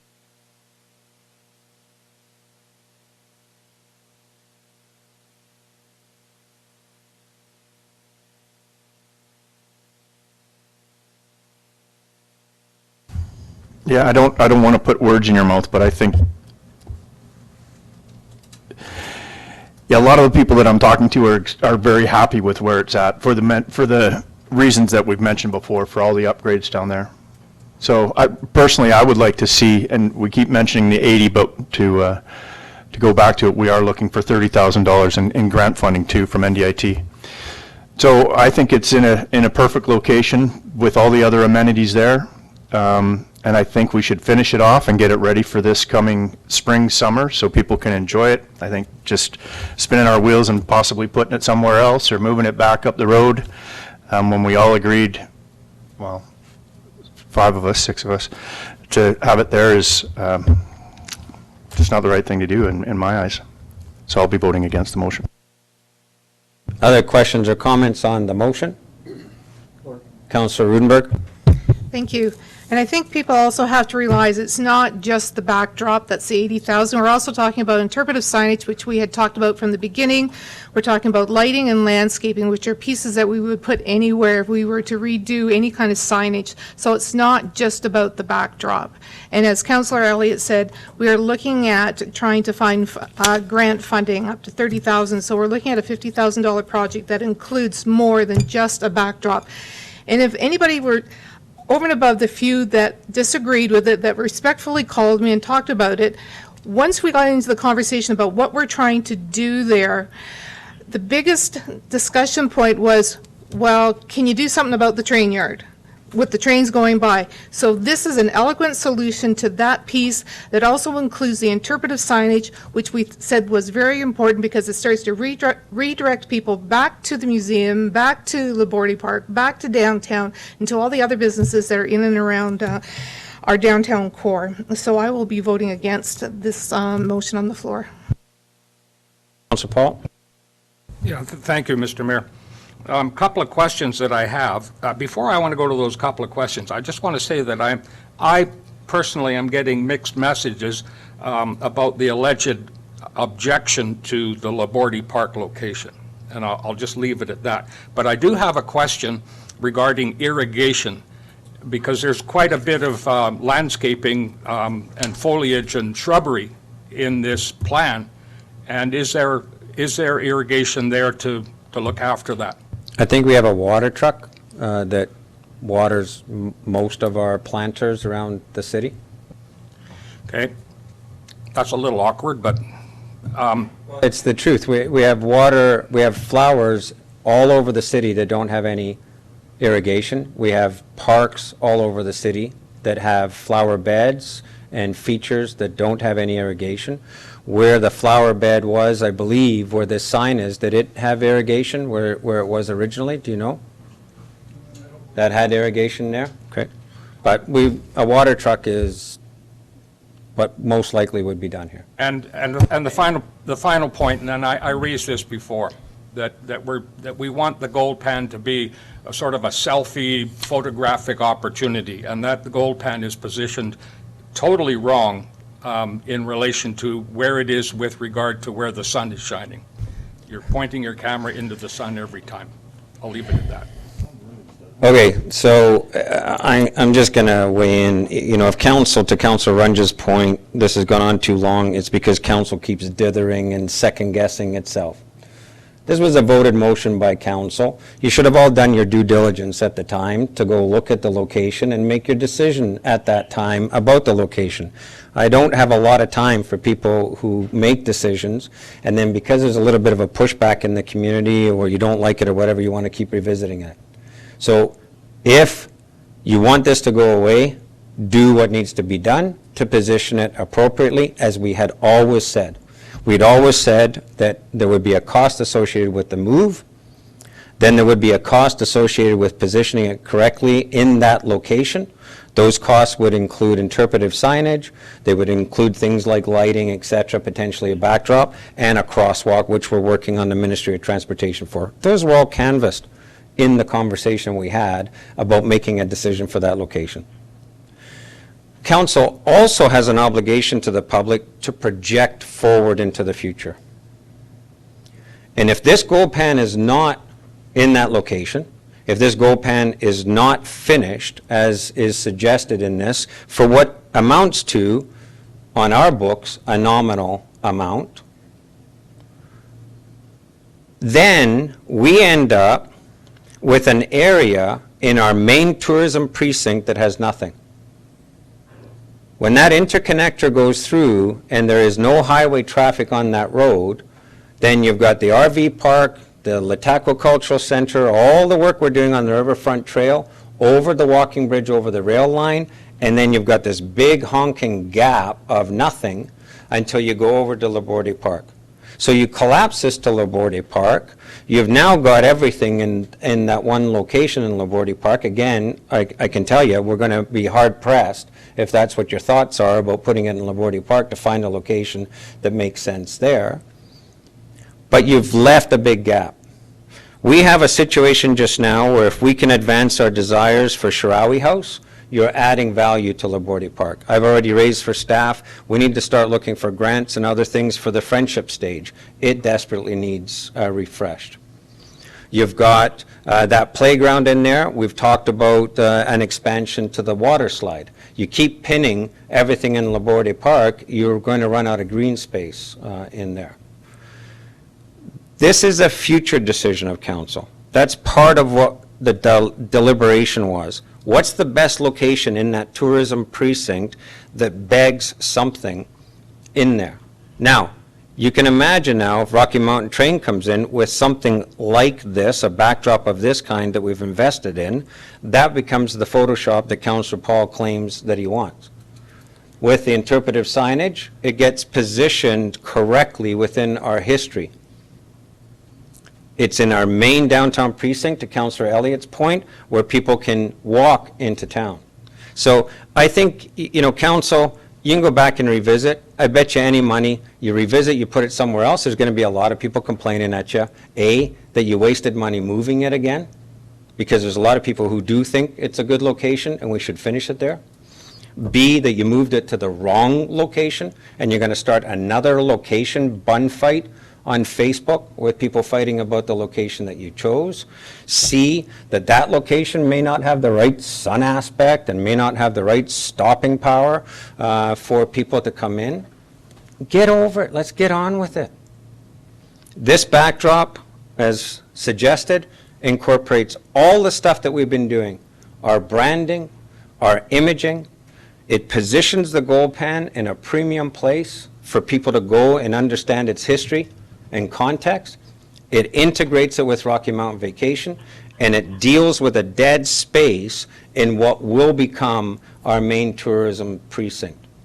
I think it would be very short-sighted of council to not just get on with it and go back to the original, what's the best location for the gold pan. I think that is really a lack of courage on the part of council. Councillor Goulet. Thank you. And I'm going to weigh in. I'm just listening to both sides and listening to both arguments. This has always been a contentious issue for us right when we came into council, and decisions that were made previous to us about gold pan, where it's going to be, and some of us were not part of those original discussions. It came up, it was brought to, I think, a meeting, and it was discussed, and that I'm looking at it and listening to the debate about, we do have in our plan interpretive signage for that area, as to Councillor Rudenberg's point about that's part of our plan to make that area vibrant, put some signage in, put some interpretive signage in, and do some things. I think for me, the scariest part when I saw this was the $80,000.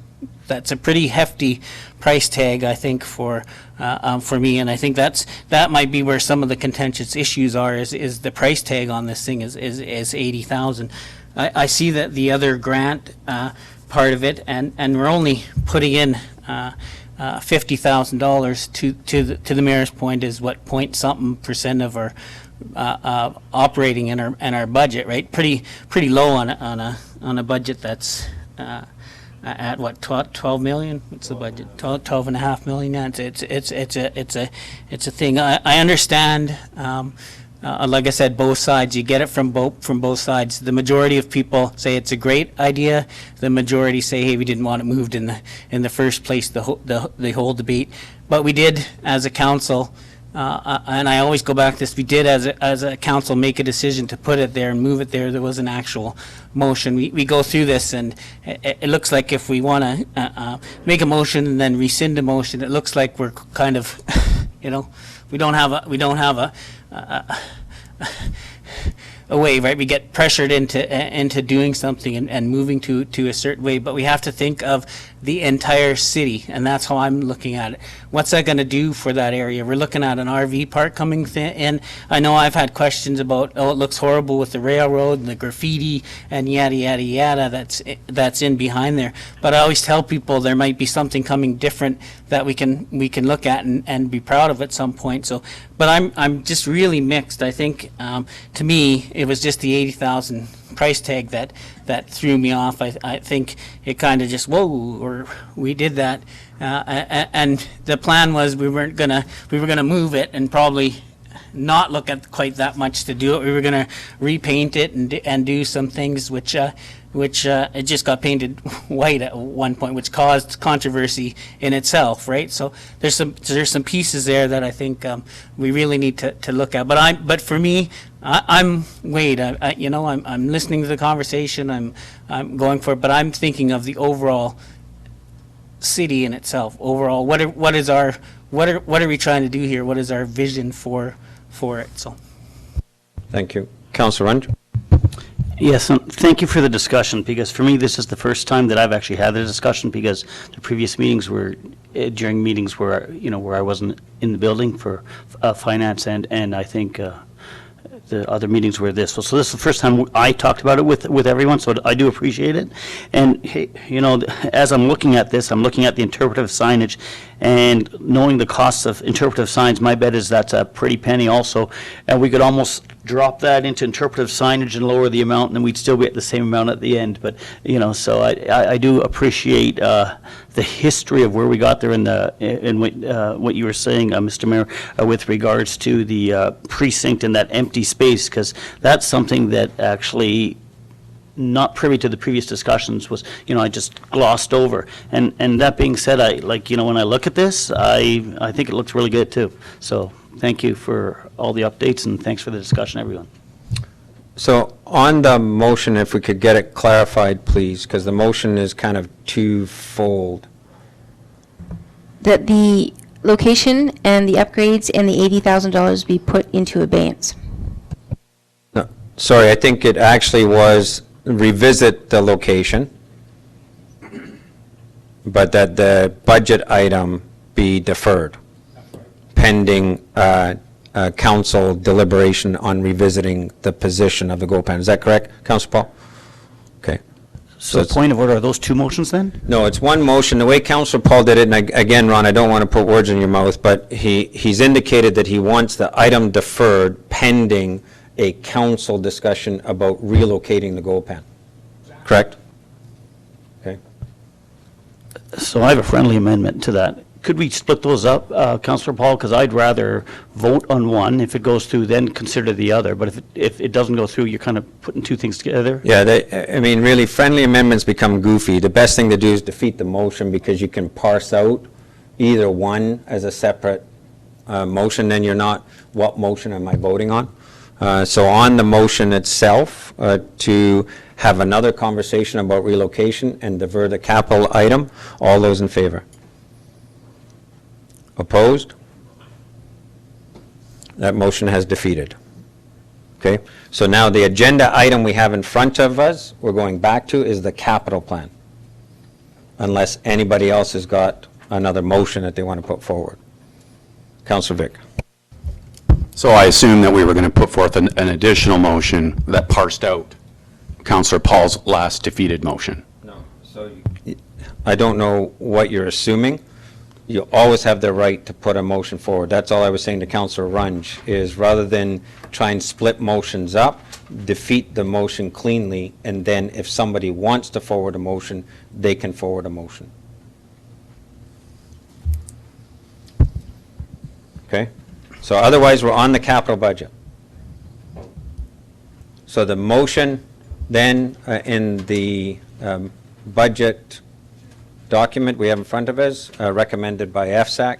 So the recommendation is that council approves the 2021 capital projects to proceed and direct staff to move forward with building the 5-year financial plan bylaw with the capital projects and funding sources proposed over the 5 years. Councillor Elliott so moves. Seconder for that motion, Councillor Rudenberg. Questions or comments further to the motion other than what we've already canvassed? No further deliberations on the motion. All those in favor? Opposed? Councillor Paul? That motion's carried. Okay, thanks, everybody.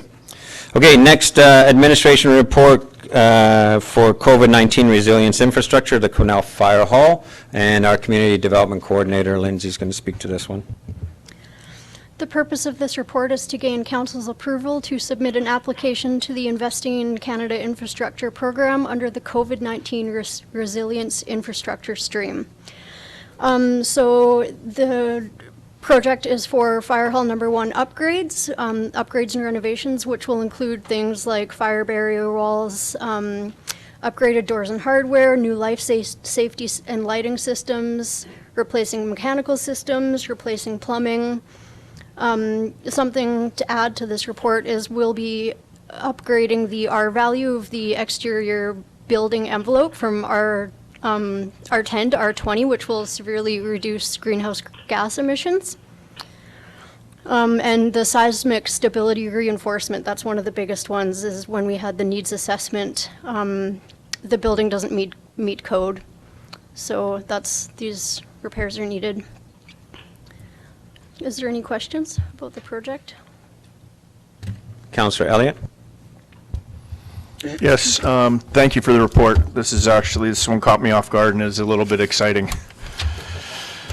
But I just need a little bit of clarity on the back page there, the top paragraph. It's not common for the grants program to fund fire halls that can't exceed 10 million. However, the total funding pool for this stream is 80.29. That's federal for the whole. Can you just clarify that for me? No, that's provincial. So, yeah, so okay. 80, Sorry, I missed 80 that. million for the province, and the total single project can't exceed $10 million. Yeah. However, we're more likely to be approved for funding if we have a lower total. Thank you very much. City Manager? Thank you, Mr. Mayor. And we've talked about this actual program before with council. It's quite an exciting one, actually. It's the first time that I can recall where the federal government has put in an infrastructure program for specifically mentioning it's okay for retrofitting existing buildings. So it's exciting. I think it'll be a very well subscribed program, because most municipalities do have some programs in dire need of some fix-ups. With the project we have planned here, it solves almost all of the significant issues with the fire department. When I say almost all, the only significant issue that isn't really fully solved with this is some of the lack of apparatus space, but it does solve the structural issues. It solves the air handling issues. It solves the fix-up of the rest of the fire department. And what it does is it incorporates, we had a study done by a number of consultants where we returned that back to council last year, the study from these consultants, looking at specifically, do we rebuild this fire hall or do we build a brand new one? And the brand new one, if you recall, the price tag was very high. By the time you accumulated land for it, and we put inflationary factors on it, would be well over $10 million, with the problem of trying to accumulate land it would be a big issue. So this project, if this goes, positions our fire department well to move ahead. Again, with the proviso that we could use more apparatus space in the future, and there's some potentials around that. But it positions our fire department to move well ahead, probably for at least a 20-year window to move ahead.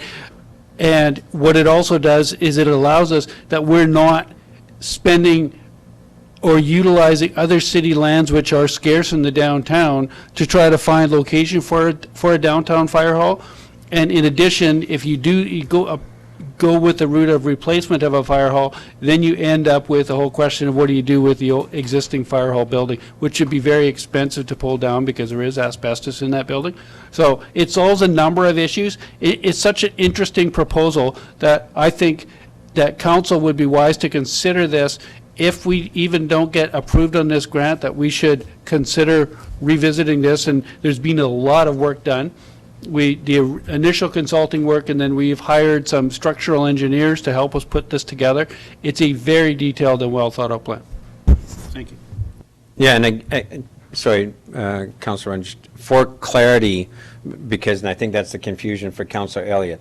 This is Canada infrastructure dollars that flow through the province, and is this one flowing through UBCM? No. So this, because that's often the Canada infrastructure grant, for example, for LHTAKO, for our well, et cetera, were actually applied to the Union of BC Municipalities, but it's federal dollars coming to the province. Who's this? Is the province managing this? So Yep. it's direct application to the province Yep. for the federal dollars, okay? So does that help with that? It does, but further. Yeah, go ahead, and then I have Councillor Runge. So just a little bit further then, because it sounds like this is a newer direction, but you've mentioned that we've seen this kind of grant funding before, we've applied for it.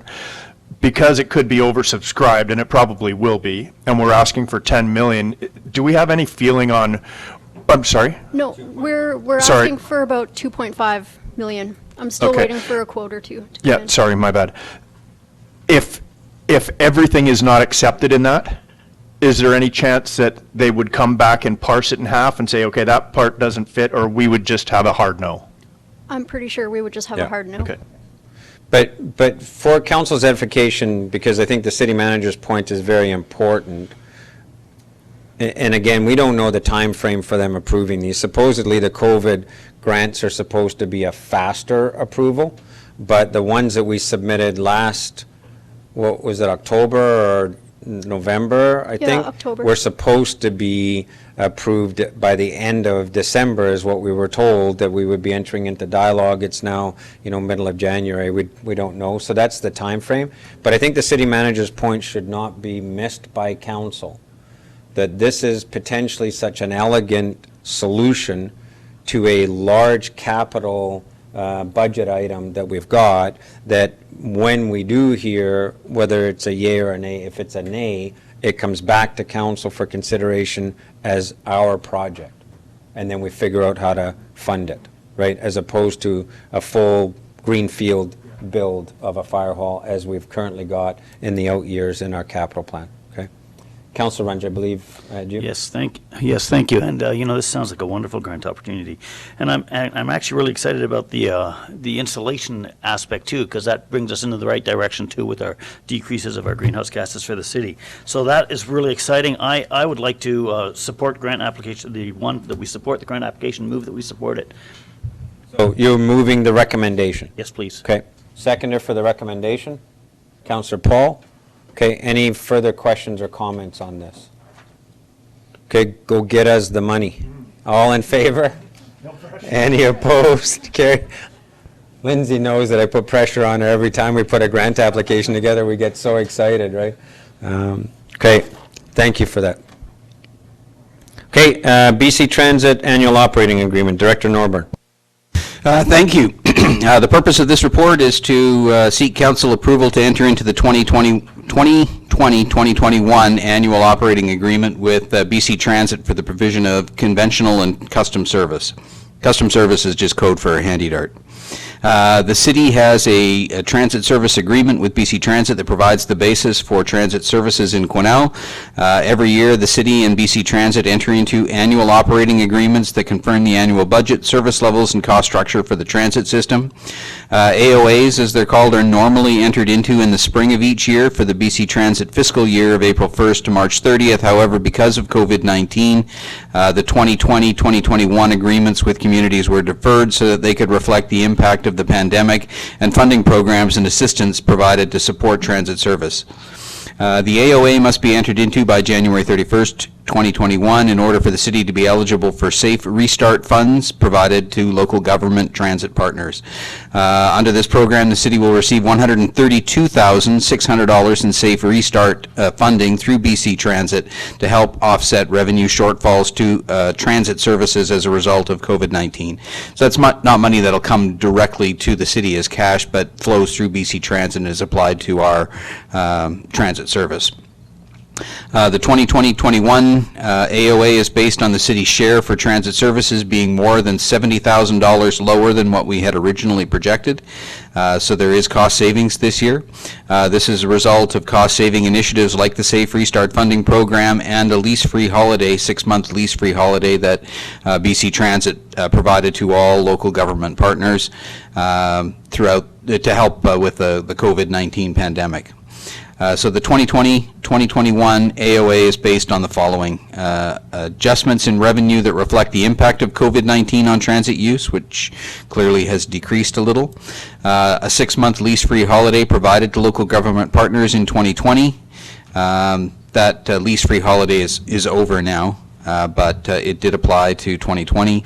The Safe Restart funding and the delay in implementing any service expansions that were planned. So we had previously planned to implement the taxi supplement program, but when the COVID pandemic happened, all service expansions, and that was classified as a service expansion, were put on hold. But that will go forward in the 2021-2022 budget.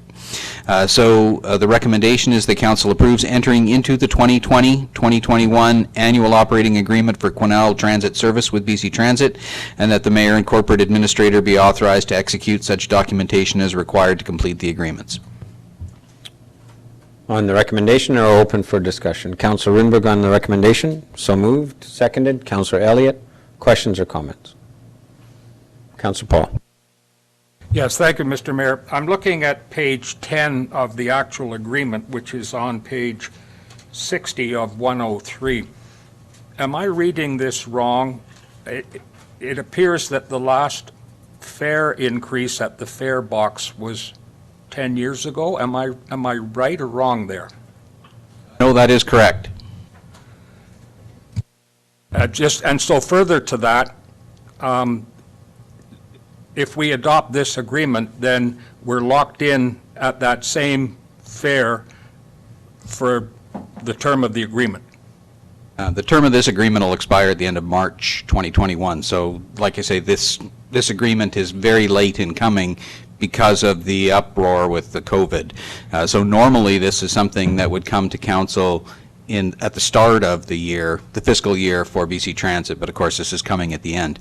Now, a freeze on fares is actually one of the conditions of receiving the Safe Restart money. So if council was interested in looking at the fares, that's something we'd have to go through a process with BC Transit to do, and then it would be something that would have to take effect after the Safe Restart money was spent, because the province through BC Transit is really trying to keep fares down to encourage people to use transit during the COVID crisis.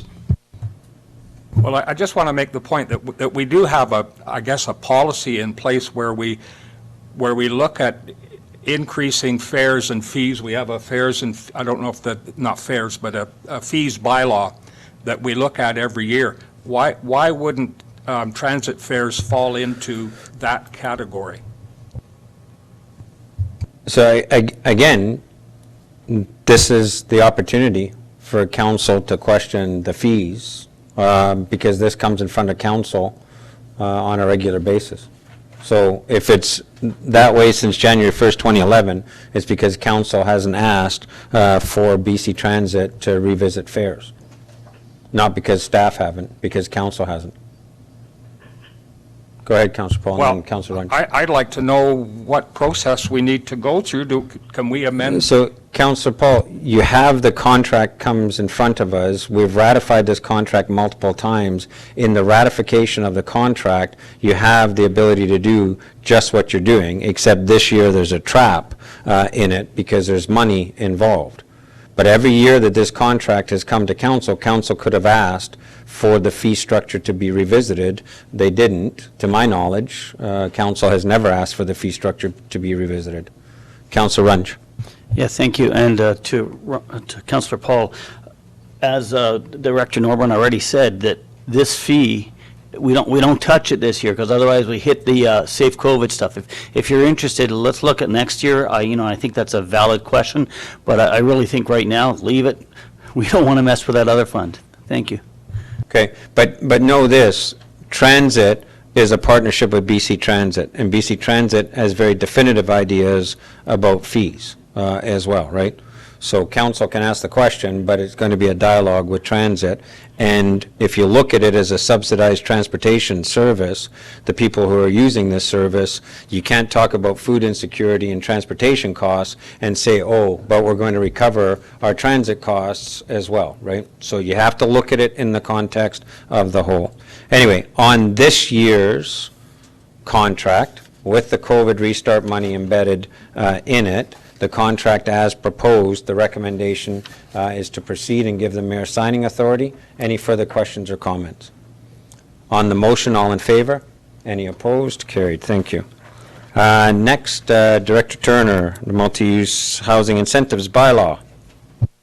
Thank you, Mayor. This report is simply to approve some minor language amendments to the multi-unit housing incentives bylaw 1901 that you'll be reviewing later tonight in the bylaw schedule. Following first reading on December 1st, it was discovered a few of the schedules still consisted to have the term family instead of unit. We've just made the corrections for that. This is just to keep in consistency with our other zoning and land use bylaws. So the recommendation, you'll be approving or moving forward with the bylaws as amended when you come to that section. This is really here just for clarification on any of the proposed amendments for second and third reading. Are there any questions? Correct. You'll give second reading as amended and then just give third reading. Yeah. Yeah. So we're doing second and third readings. Go ahead, Councillor Rudenberg. No, but we'll deal with it. So this is this goofy thing we always get into when we have bylaw background documents and then we do the bylaw vote. So at this point, if you're unclear about the proposed amendments, those would be the questions that you would ask, but the actual vote will occur in the bylaw section. Okay? All right, thank you. So then moving on to the multi-unit development project on Hoy. Director Turner. Thank you, Mayor. The purpose of this report is consideration of an application to amend the zoning of lots 24 through 36 to allow multi-unit development behind the existing building currently known as the River Rock Pub. Some corresponding OCP amendment will also be required. I'm just going to skip right to the background because you haven't had any history on this as of yet. The NASCO First Nation is in the process of making application to amend the zoning of the vacant parcels of land west of the River Rock Pub to build a multi-unit housing project. A letter of support was requested for funding. Staff advised at that time we could not provide that letter as we received it just before Christmas and we had no council meetings. However, we did provide a letter just giving some of the policies that currently support housing in the community for council's background there. The NASCO did submit an application for funding for this and utilize that letter as well as the letter from Northern Health, which is also attached. This proposal includes modular housing units starting with 9 units. This current River Rock Pub will be converted to office space and the dining kitchen facility for tenants of the adjacent residential complex. The consultant has been advised to design a layout to allow additional residential development in the future. An official community plan and zoning amendment to allow high-density multi-unit residential uses on the subject parcel is recommended for this development. For what they are proposing now, what I'm saying here is they do not need an RM3 high-density zoning, but we're doing that because we have very strongly expressed to them that we would like to see additional higher density development on this lot. The proposal will allow the NASCO First Nation to establish at this time, however, safe and secure housing options for elders and youth in need of housing in town. The NASCO First Nation proposes to manage the kitchen and dining facility as well as the rental units. Buildings and land will be owned and operated by the NASCO First Nation. As I discussed, letters of support are attached, letters of support and or outlining the city's current policies. At this time, the recommendation is that council directs staff to proceed on drafting bylaws to convert this property to RM3 zoning. You will be receiving in an upcoming meeting, we anticipate November 2nd. We are waiting for a few additional pieces of information from the band that we will be going forward with the bylaws as well as giving you the full look at what this development will look like. So this is just some preliminary information just because this is a quick turnaround because of this funding application, and I wanted to get it in front of council as soon as possible. The recommendation is that... Councillor Elliott's moving the recommendation. Councillor Vic seconded. Questions or comments? Councillor Elliott. Thank you. Thank you very much for the report. This is, you know how excited I am about seeing something like this. But I do appreciate your comment of where we're moving in the direction of the zoning because I too would like to see more up there as well. And then I think you possibly just misspoke or I misheard when you said November 2nd. I think it's February 2nd you're talking about. Yes, and it's also 2021. You're correct. Yes. No, just thank you. Okay, any other questions or comments? Councillor Runge. Thank you. I was, I did some research there on rapid housing, and there's some really, really neat designs out there being used in Edmonton and Abbotsford and all that. So this is actually really, really exciting. And the cool thing I think about this is really it's not just an apartment complex. It also becomes a community for the Nasco First Nation here in Quesnel. So I think this is a wonderful opportunity. Director Turner? And I'll just clarify, at this time, they are not proposing, and you'll see that when it comes back to you, at this time, they're not proposing an apartment, although I'm encouraging them that they should have their anticipated plans for future, but at this time, the funding application is for three plexes on this lot that are all accessible. Yeah, and so there's two separate things here. One, what we're being asked to tonight is to pave the way for densification of this property. That's what we're doing. I've had some conversations with Director Turner because one of the concerns that I have, and I spoke with Chief Stump about this as well. I think as a council, our final authority for the development of our community is our planning authority. It's our ability to plan our community forward. And so when you've got a premium space like this, I mean, if you take a look at the very bottom end, the south end of this lot, and if you can imagine yourself in that area, it's overlooking the confluence of the Quesnel and Fraser River. It's going to have a premium view, etc. So a built-up building of some kind, meeting all of the engineering tests that would be required, would be premium real estate, right? So I did say to Chief Stump that I think, we as a council need to be careful that we don't end up pinning a lot of properties in town because money for social housing is available and market development is slow to get. Because we could negate a lot of the moving of the pieces we need in our housing strategy if we end up having no land for market housing development. So the seniors assessment shows us that if we had really premium downtown condominium style or some kind of housing that's smaller footprint, we could get a lot of seniors out of single family residential, make those available to the new families moving in. There's a lot of moving pieces. So I think Director Turner's mentioned a couple of times, the next thing we're going to see here is the development proposal and so on. And I think we just need to have our long-term hats on, work with the partners just to make sure that these premium pieces of property actually do get developed to achieve our housing strategy longer term. So that'll be the next stage, is talking about what this will end up looking and feeling like, right? Anything else on this? The recommendation is on the floor.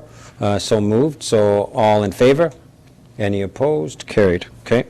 Receiving council information package we have. Nobody asked for anything to be pulled forward. With respect to the bylaws, so for clarity, and I guess for clarity for me, Ms. Albers, second as amended and third readings can still be one motion, correct? Correct. Yeah, so the motion would be second as amended in the report we got, and then third reading. So Councillor Rudenberg so moved, Councillor Runge second. Questions or comments on the bylaw? All in favor? Any opposed? Carried. No changes to committee appointments. Announcement, future events. When are we going to be COVID-free? Nobody wants to make that announcement? When is everybody getting their vaccine? Nobody want to make that announcement? Anyway, gallery questions. Oh, the mask is on. The radio is fleeing. Okay. Motion to adjourn. Councillor Runge so moves. Councillor Rudenberg, is that tapping indicative? Okay, second. All in favor? Any opposed? Carried. Thank you, everybody, and thank you for your deliberations tonight.